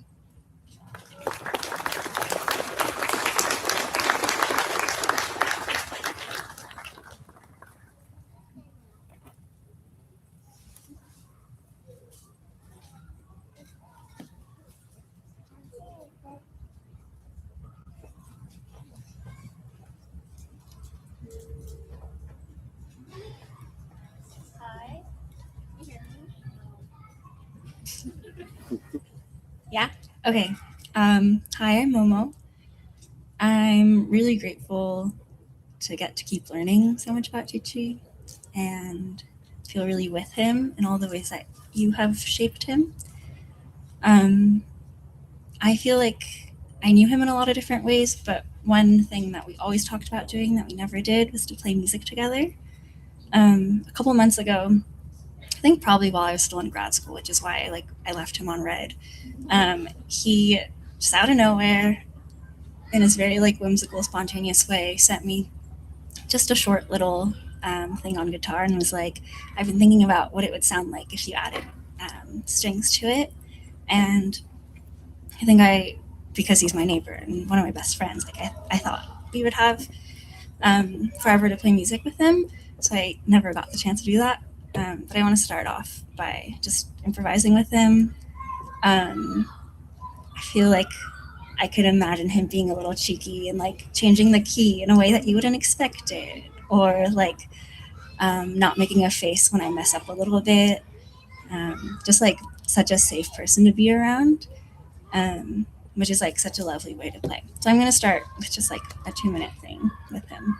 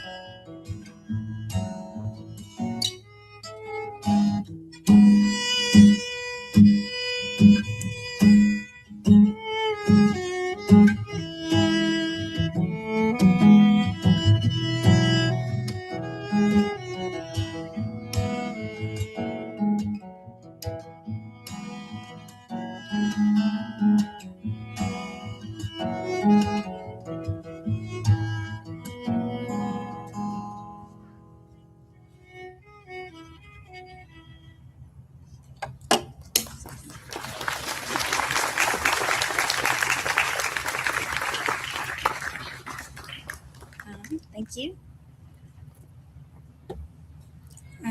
I felt really lucky to know Chichi in a couple of different ways, as his neighbor and friend, but also as an educator. I think Chichi was always a fire starter, and I mean that in a lot of different ways. Like very literally, every single bonfire we ever had, which is like a lot of them, he was always, before anyone asked, he always knew when the right time to light the fire was, and he'd just like leave a little bit, and then the fire would be started. Also, I think politically, like Ian talked about, he really knew how to like gently light the embers. And I think every single one of you have spoken to his warmth, just like someone who held so much warmth that everyone gathered around him and everyone felt that warmth and felt at ease. He also really carried the executive function in our group, like really catalyzed any trip that we thought about. Or like if I were like, what if we made donuts with Magnolia? He'd be like, when? Thursday. Okay, great. So in those ways, I think he held a lot of fire. In terms of being an educator, I just finished grad school for special ed for the last 2 years. And I read like hundreds, probably thousands of pages of very like self-important, but also very important authors talking about the science of reading and how to do, like best practices, what it looks like to be an anti-racist teacher or to do student-centered pedagogy or like all these buzzwords. And I feel like Chichi really embodied all of that. And he did it so casually, and he did it in a way where I think seeing him and hearing him talk about it really grounded me in the reality of like why we do this work. One story is for one of my finals for my reading comprehension class, I got to interview him and I asked him about what his job is like and like some techniques, and he, in a technical way, like very much changed and shaped how I teach reading. But that aside, he told me the story about one day where one of his students like couldn't get the reading, because that was kind of the whole point, like you struggle to learn. And Chichi like described this kid with like fists tight, like about to punch his peer. And Chichi described the way he watched this kid like take a breath and then like take a moment to be like, it's okay, I'm learning. And I think I felt like that's a moment Chichi was so, so proud of. And all the literature would say, SEL, social emotional learning, as a means to academic excellence, et cetera, but like I think it was just really intuitive to him to not just teach kids to read, which is already an amazing thing, but teach kids that they could learn and that there's so much joy in learning, and that it can be fun and silly and in your own pace. I think because he's so casual about all the things that he's good at, not just at work, but with pickleball and with guitar and piano, I feel lucky that I was so close to him that I kind of got to see like behind the curtains of just how intentional all of that was. Like every log he kind of put together in his fire was very much reflection, regularly, and a choice, like how he showed up in friendship or how he loved so deeply. The way that he embodied masculinity in a really soft way, which is personally really inspiring. All of these things. And we also were birthday twins. He was born like right after, or on the day after me. So for our birthday, we had like a birthday extravaganza week, which we did everything we love to do, which also included a hike. And during which he talked about all his dreams and like feeling excited to love more, feeling excited to start taking classes that I had just completed with the same professors, feeling excited to go backpacking and to connect his worlds in San Diego and Seattle more. And also he was reflecting a lot on like developing boundaries and learning to take care of himself and notice his needs. And so he's someone who, like, as much as it's easy to talk about him in very pedestaled, perfect way, which he absolutely was, I think he also was really willing to be vulnerable and showing like all the behind the scenes. Yeah, so as I think about him and his warmth, and like certainly he's shaped my aspirations as a teacher. Like I think I'll think about him whenever I see that kid who's like, or as you all said, like when I see Magnolia, when I go on a hike and I'm craving barbecue right after, or like every single time I have soft serve ice cream, which is like very often thanks to Chichi, or when I go to the lake. I think another thing I really learned from him as part of like all this intentionality was how to really savor and enjoy life, which is, if you're an educator, you know just how hard that is and how important it is to fuel the work that we do. But I don't think I've met anyone who's as good at savoring life as he is. It's actually why we coined the term Italian Sunday, which is the name of our sandwiches that we made, because he's just like good at taking any moment and just chilling so hard. Like just a little sparkling water, maybe a sandwich, you're at a lake, you're on a river, you're on the porch, anywhere. Just so chill. And so I'll think about him in those moments as well. But I feel more than anything really blessed to have known him, and like lucky that we get to keep carrying on the fires that he started as well.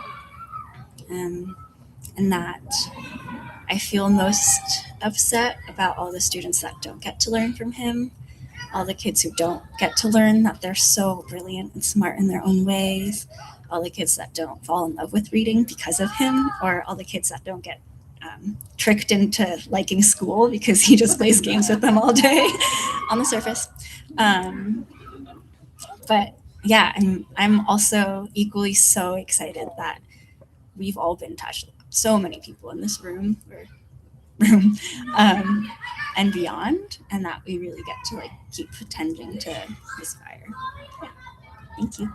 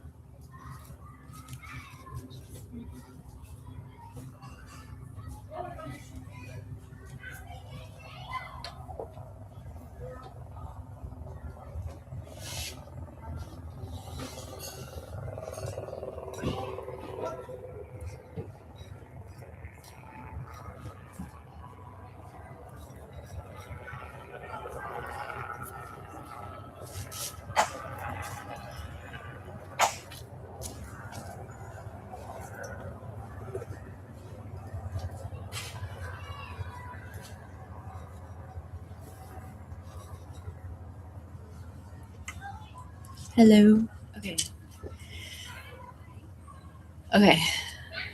I'm gonna sing a song first because I don't think I can do it after I speak. But this song has helped me through a lot of change in my life.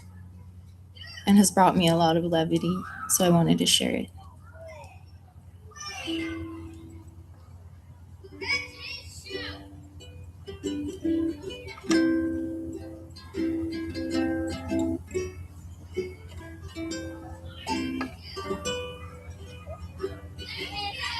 Change like the wind, like the water, like skin.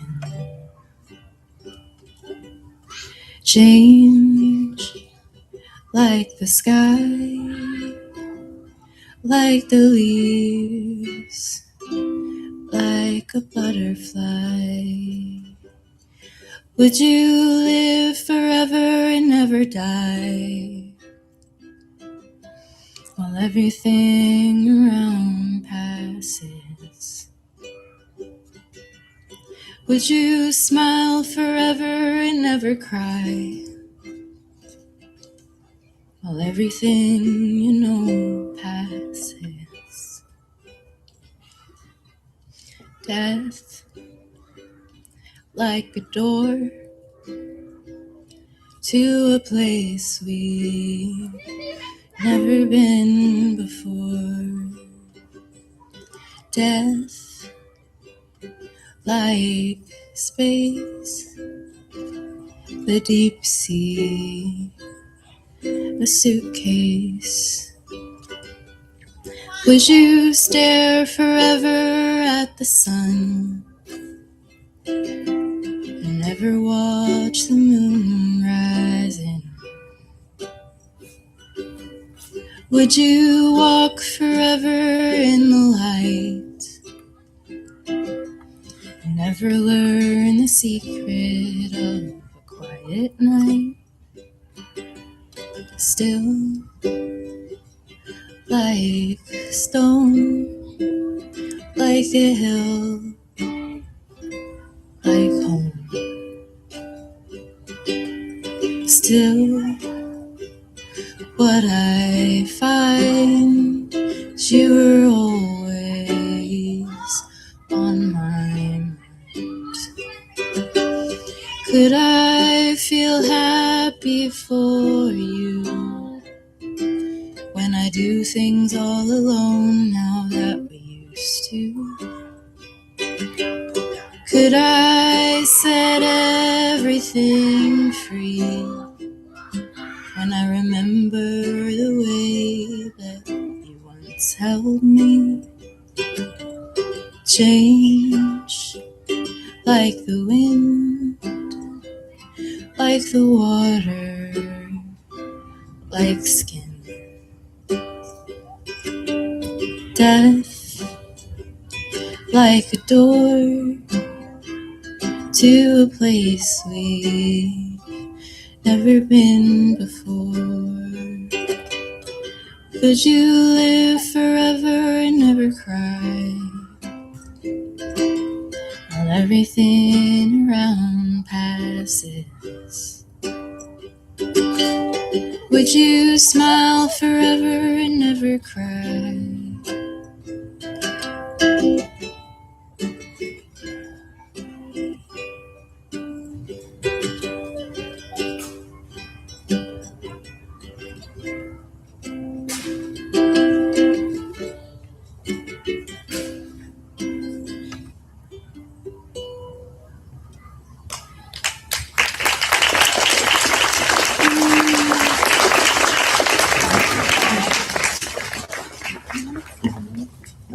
I'll just sit. Okay. Whew. Hello. Can you guys hear me? Okay. Hi. My name's Hannah. I'm Christian's partner of almost 10 years. I wanted to just first say thank you. My gratitude is so far beyond what I can express.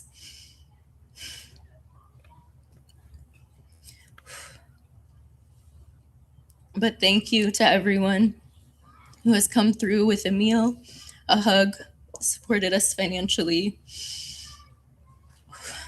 So many acts of service, countless cards and support. I truly feel so uplifted. by the love that has poured in, and I am forever grateful.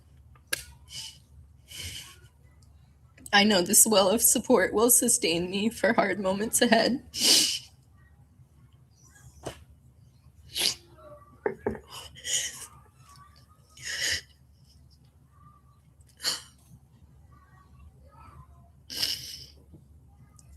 Sorry, I just don't want to do this.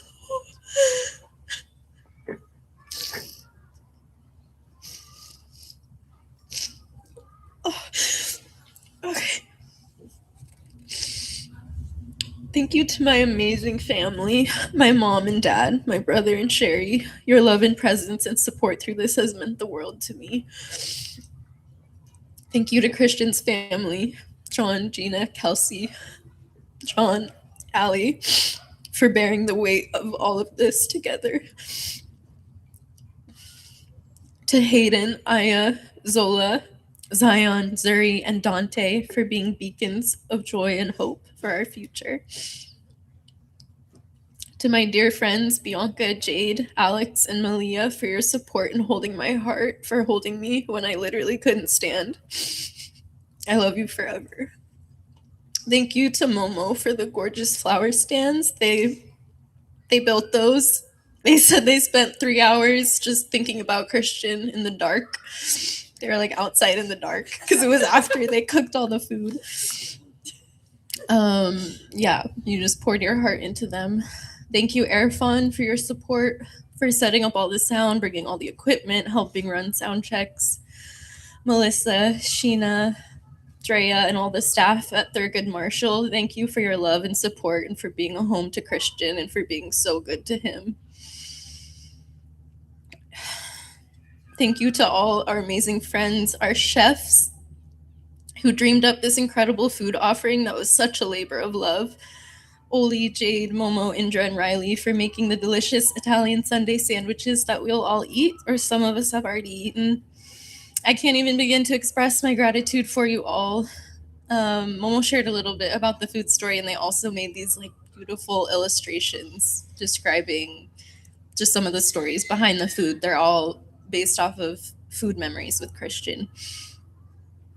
Sonia, you're such a gift, such an angel. You remind me of Christian and how selfless you are. Thank you for coming to be by my side in all of this, for working your magic and pulling together all the logistics and coordination needed to make this happen, and doing it with so much love and grace. You have my love forever. Thank you to the many, many hands who helped set up this memorial. This whole thing is such a labor of love. It's so beautiful to see. I think it speaks to the kind of people Christian chose to pour his life into and the kind of community he helped cultivate. If this has shown me anything, it is how big and holding our community is. And thank you to everyone for being here for Christian. I wanted to begin by asking a question that Christian always asked me. What are 3 things you're grateful for? I feel most connected to him when I'm in gratitude. In honor of his memory, I want us all to take a moment. If it's helpful, close your eyes and think of 3 things you're grateful for.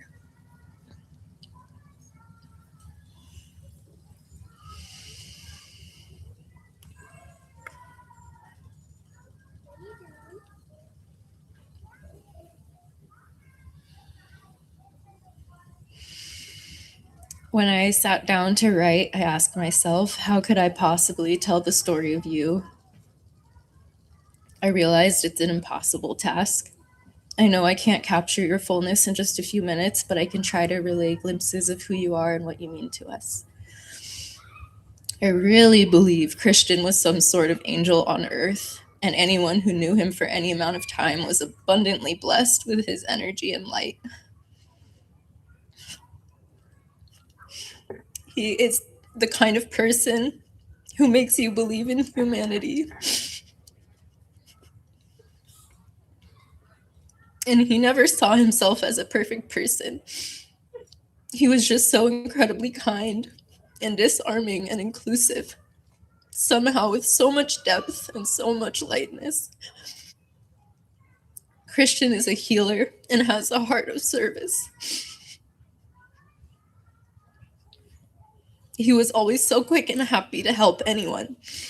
He made sure everyone knew they were loved and so special in his eyes. I really felt like the most magnificent and magical person in the world because of how he saw me. He connected easily with anyone and everyone. He studied resistance movements around the world and deeply cared about understanding things beyond his individual life. He founded and organized with Beacon Hill Solidarity, dedicated to bringing neighbors together from all walks of life to be in solidarity with each other. He belonged to a collective world and cared about shaping it. One of the most important ways he shaped this world was by loving his students. He was attuned to the quiet kids who struggled at school and made them feel seen. By seeing them and reminding them of how important they are, he gave them courage and confidence to show up as their true selves. He would come home with stories of them every day. They were really his friends and he was theirs. John was just telling me yesterday about an activity that some of the students at Thurgood Marshall did where they create a map with themselves in the middle and then all the important people in their lives. It's like all their invisible strings. And a bunch of the students had it's like all their family members and then Cristian or Mr. Salyer.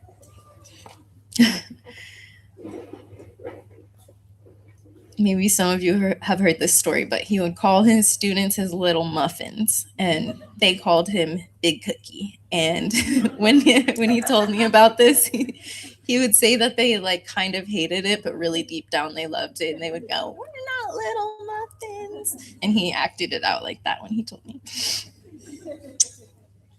Cristian gave so much, and it's really bizarre to feel the ways he is still giving so much to all of us in the wake of his death. We are so blessed by him because to remember him is to laugh and to feel loved and seen and supported, inspired and playful, musical and joyful. We get to carry the energy of these memories for the rest of our lives.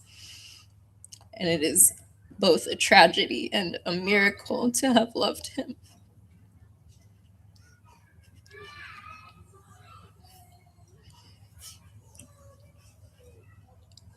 Cristian was such a trickster, and sometimes his death feels like a prank. He was always playing games and getting people to not take themselves so seriously. One of my favorite memories is the way he brought this joy into my family. My dad is admittedly very particular and rigid when it comes to organization in the kitchen. There is a way things need to be, and if it's out of order, it can be upsetting. So every time Cristian came over, he would make sure to go in our pantry and flip every single can upside down. This brought a lot of playfulness in our home. His spirit and love is eternal and is our gift for the rest of our lives. The other day I was writing about every way that I will miss the physical manifestation of his soul. So I wanted to share what I wrote.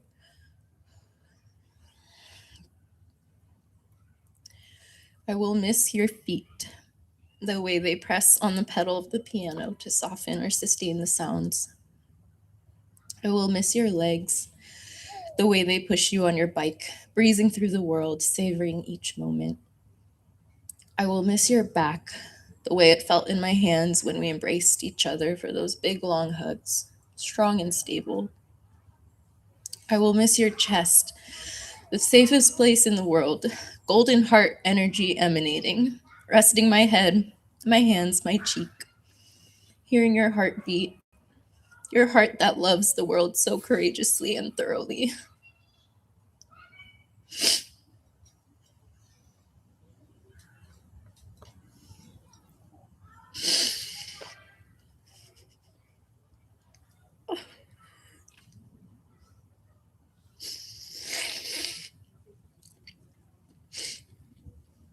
I will miss your arms wrapped around me, strong and sturdy, your arms that carry everything when you so excitedly jump to help someone build something or help friends when they move into a new space. He helped like so many of our friends move, and he like loved helping people move. Your arms that I hold and lean on when we drive up and down the coast, to the water, to the mountains. I will miss your hands that play guitar, somehow simultaneously elegant and bright and playful. I will miss your smile, your voice, what you have to say. I really wonder what you would have to say about all of this. I will miss your eyes, your beautiful, kind, shining eyes.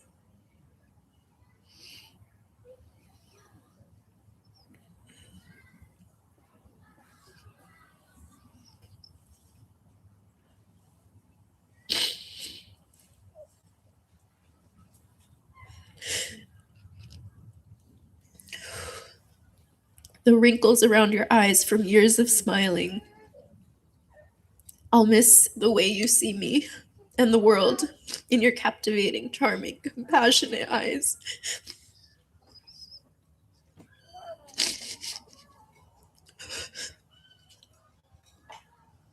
I'll miss hearing about your crazy, surreal, vivid dreams when we wake up in the morning. I'll miss hearing stories about things you remember that I don't remember. Our shared archive of 10 years of memories. You, the only other keeper of my most precious memories. Shout out to Mitski. It's a lyric from her song.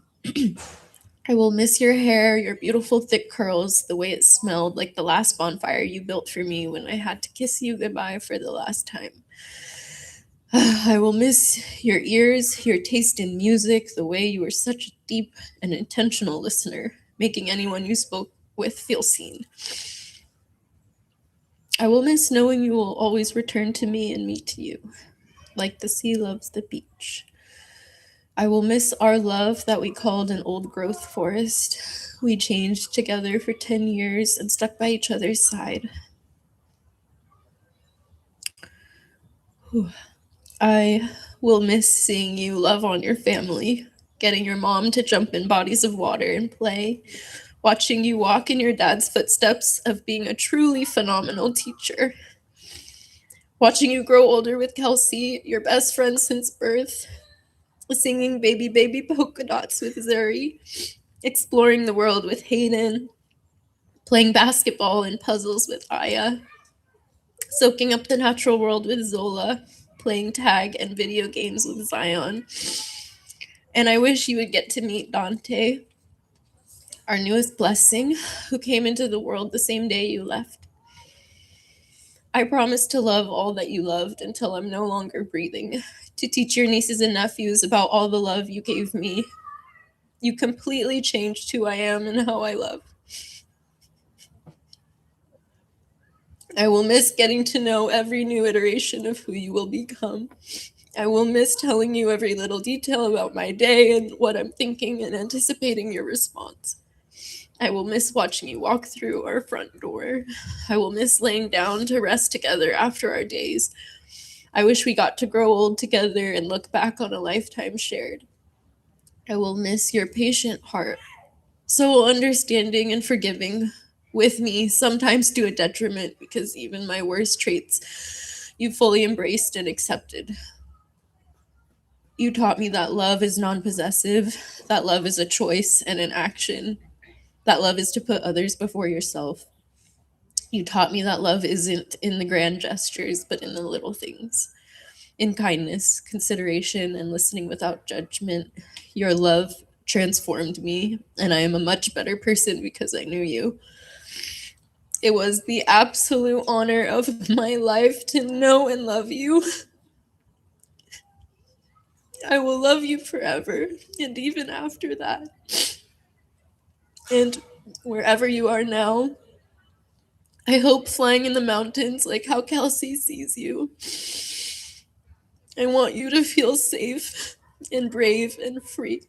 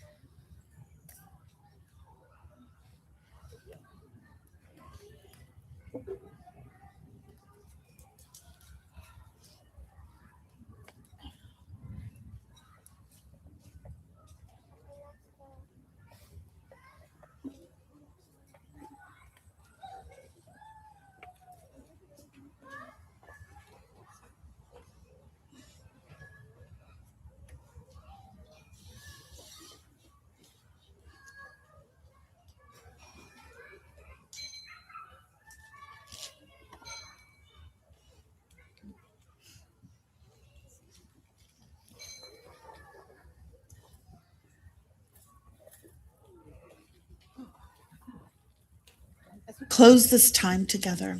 We invite you to continue with us at the reception. There we can linger a little longer with stories and memories and laughter and one another. Let's carry the spirit of this gathering forward. In the next 30 minutes, we'll be playing all of Cristian's original music. Enjoy waters and light refreshments that have been provided to us by the Shiozaki family. Thank you.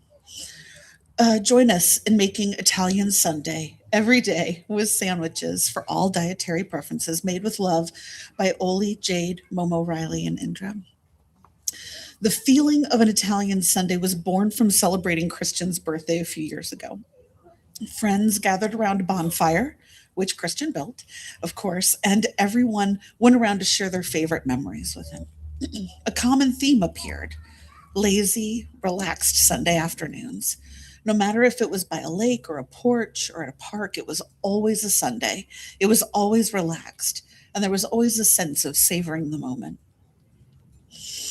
Each ingredient in the sandwiches was chosen on a specific memory that the chefs have with Cristian. You can read more and see photos at the table. We have 2 areas to create and celebrate Cristian. There's a memory book. Please add photos and memories to the memory book collection. You can share memories or write a letter to Cristian. Feel free to bring supplies to a more secluded area of the park to gather your thoughts, and we'll move some of the picnic blankets out behind the craft tables. There's also paper cranes.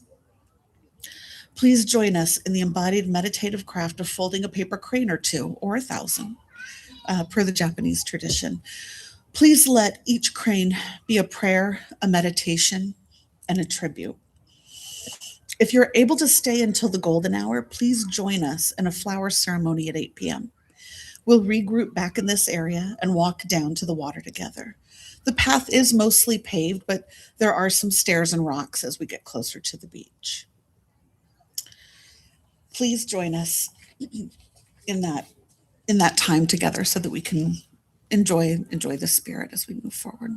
Thank you all for being here today. We appreciate each and every one of you and your presence. Thank you.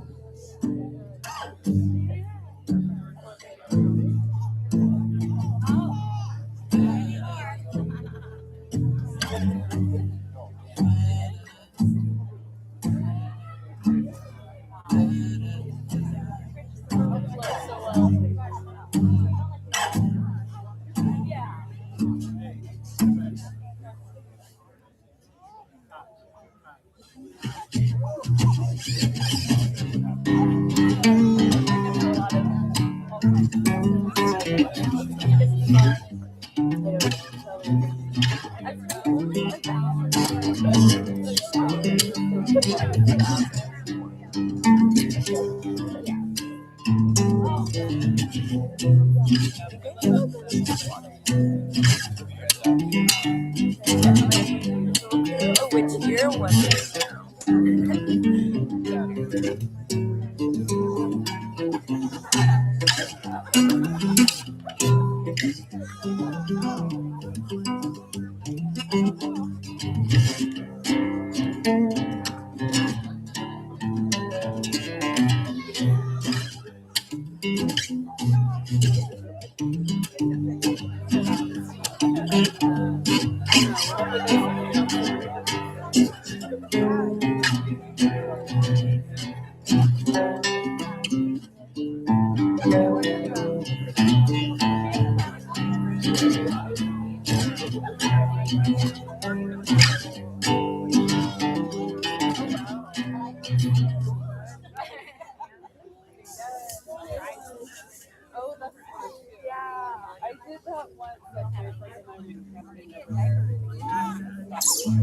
My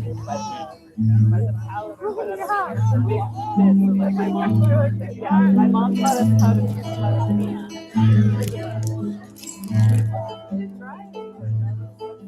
Yeah, we were going. I was going to drive right here.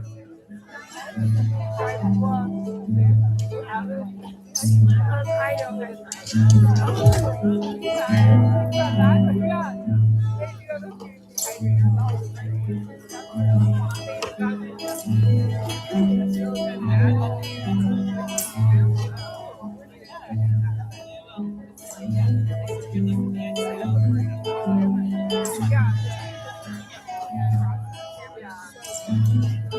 I know, I've only done it that one time. My mom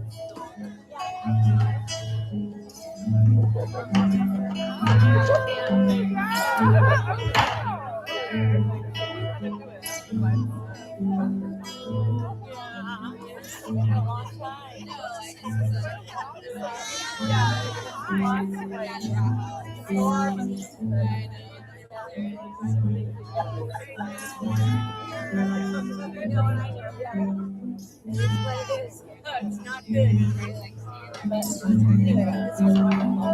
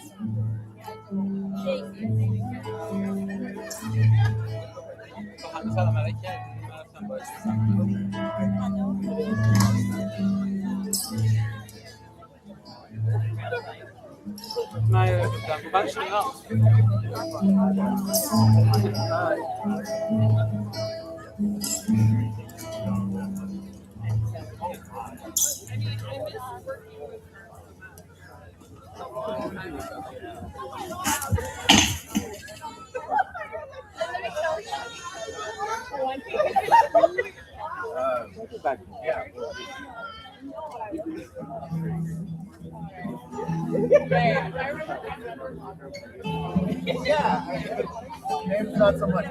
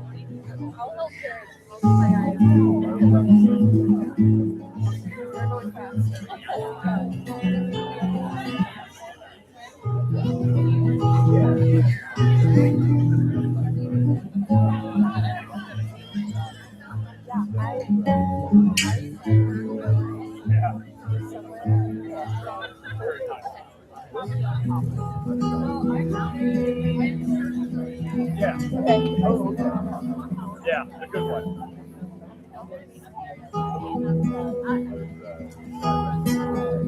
Yes. Oh.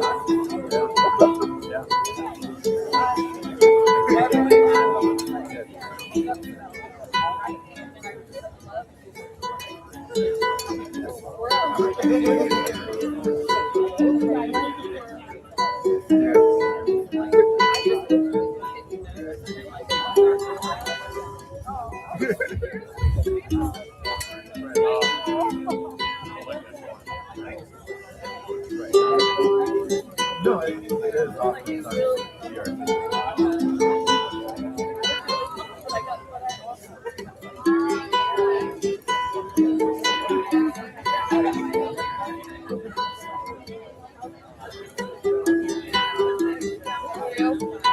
So this side.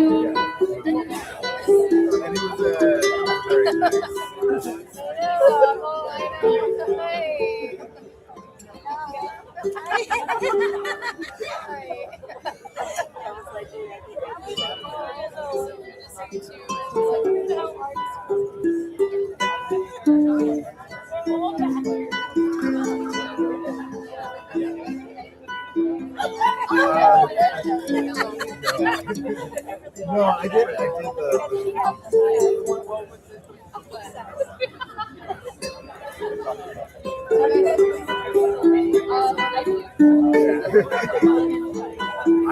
I did a lot.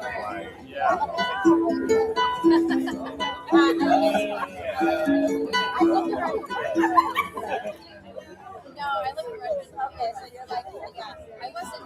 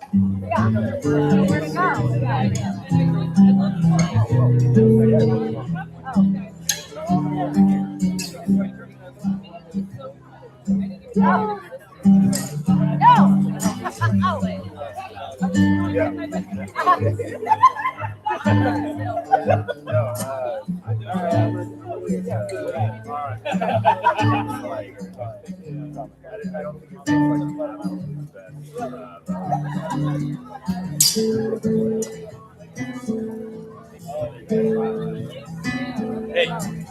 great meeting you now, Mural Man. Yeah, we will. We'll have a good day. Yeah, I will.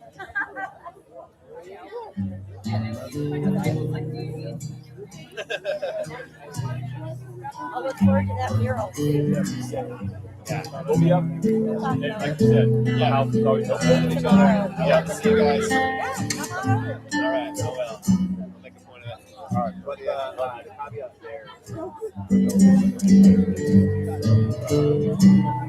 If you're on the side of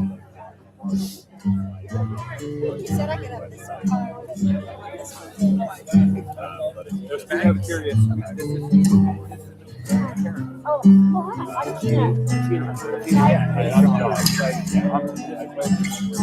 Big Sal. You had Cristian Salyer? Yeah. Yeah. I was in school. I mean, I didn't interact with him as much as other people did, but even a couple handfuls of interactions. Oh, thank you. It's nice meeting you. Okay, so he's great. The music is great. I've never really heard him put this stuff down. Yeah. Sounds like he spent a lot of time doing it. 9 years. Yeah, he studying. I'd like to get a hold of some of this. Yeah. I know. We tried to talk him into going into professional music, and he's like, Hearing the stories and too shows, it sounds deliberate. that's it. But yeah, thoughtful. No, what's the point where you don't even kind of. He was just calm. April 14th and sitting on the deck. Sure. He did. Yeah. I missed that. There was never not. Yeah. Just always. Always had a good time. Really, I want to. Yeah. Yeah, very much so. Yep.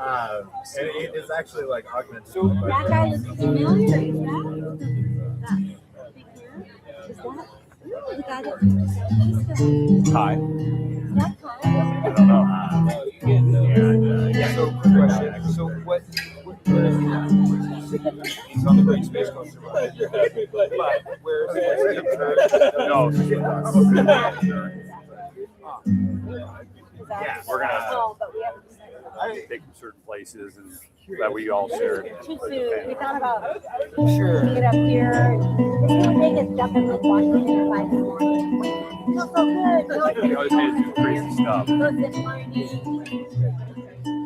So weird. Yeah, he's hiked with too. Maybe have some Yeah. So backpacking and mountaineering in the neighborhood when I was a kid, 20s, etc. But from my radio, I think I'll go to volcanoes, but lots of the Olympics, hiking in the Olympics, and hiking in the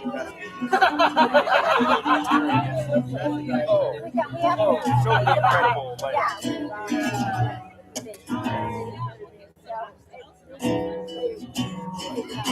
Yeah, what to do with them. checking to honor and commemorates and also to consider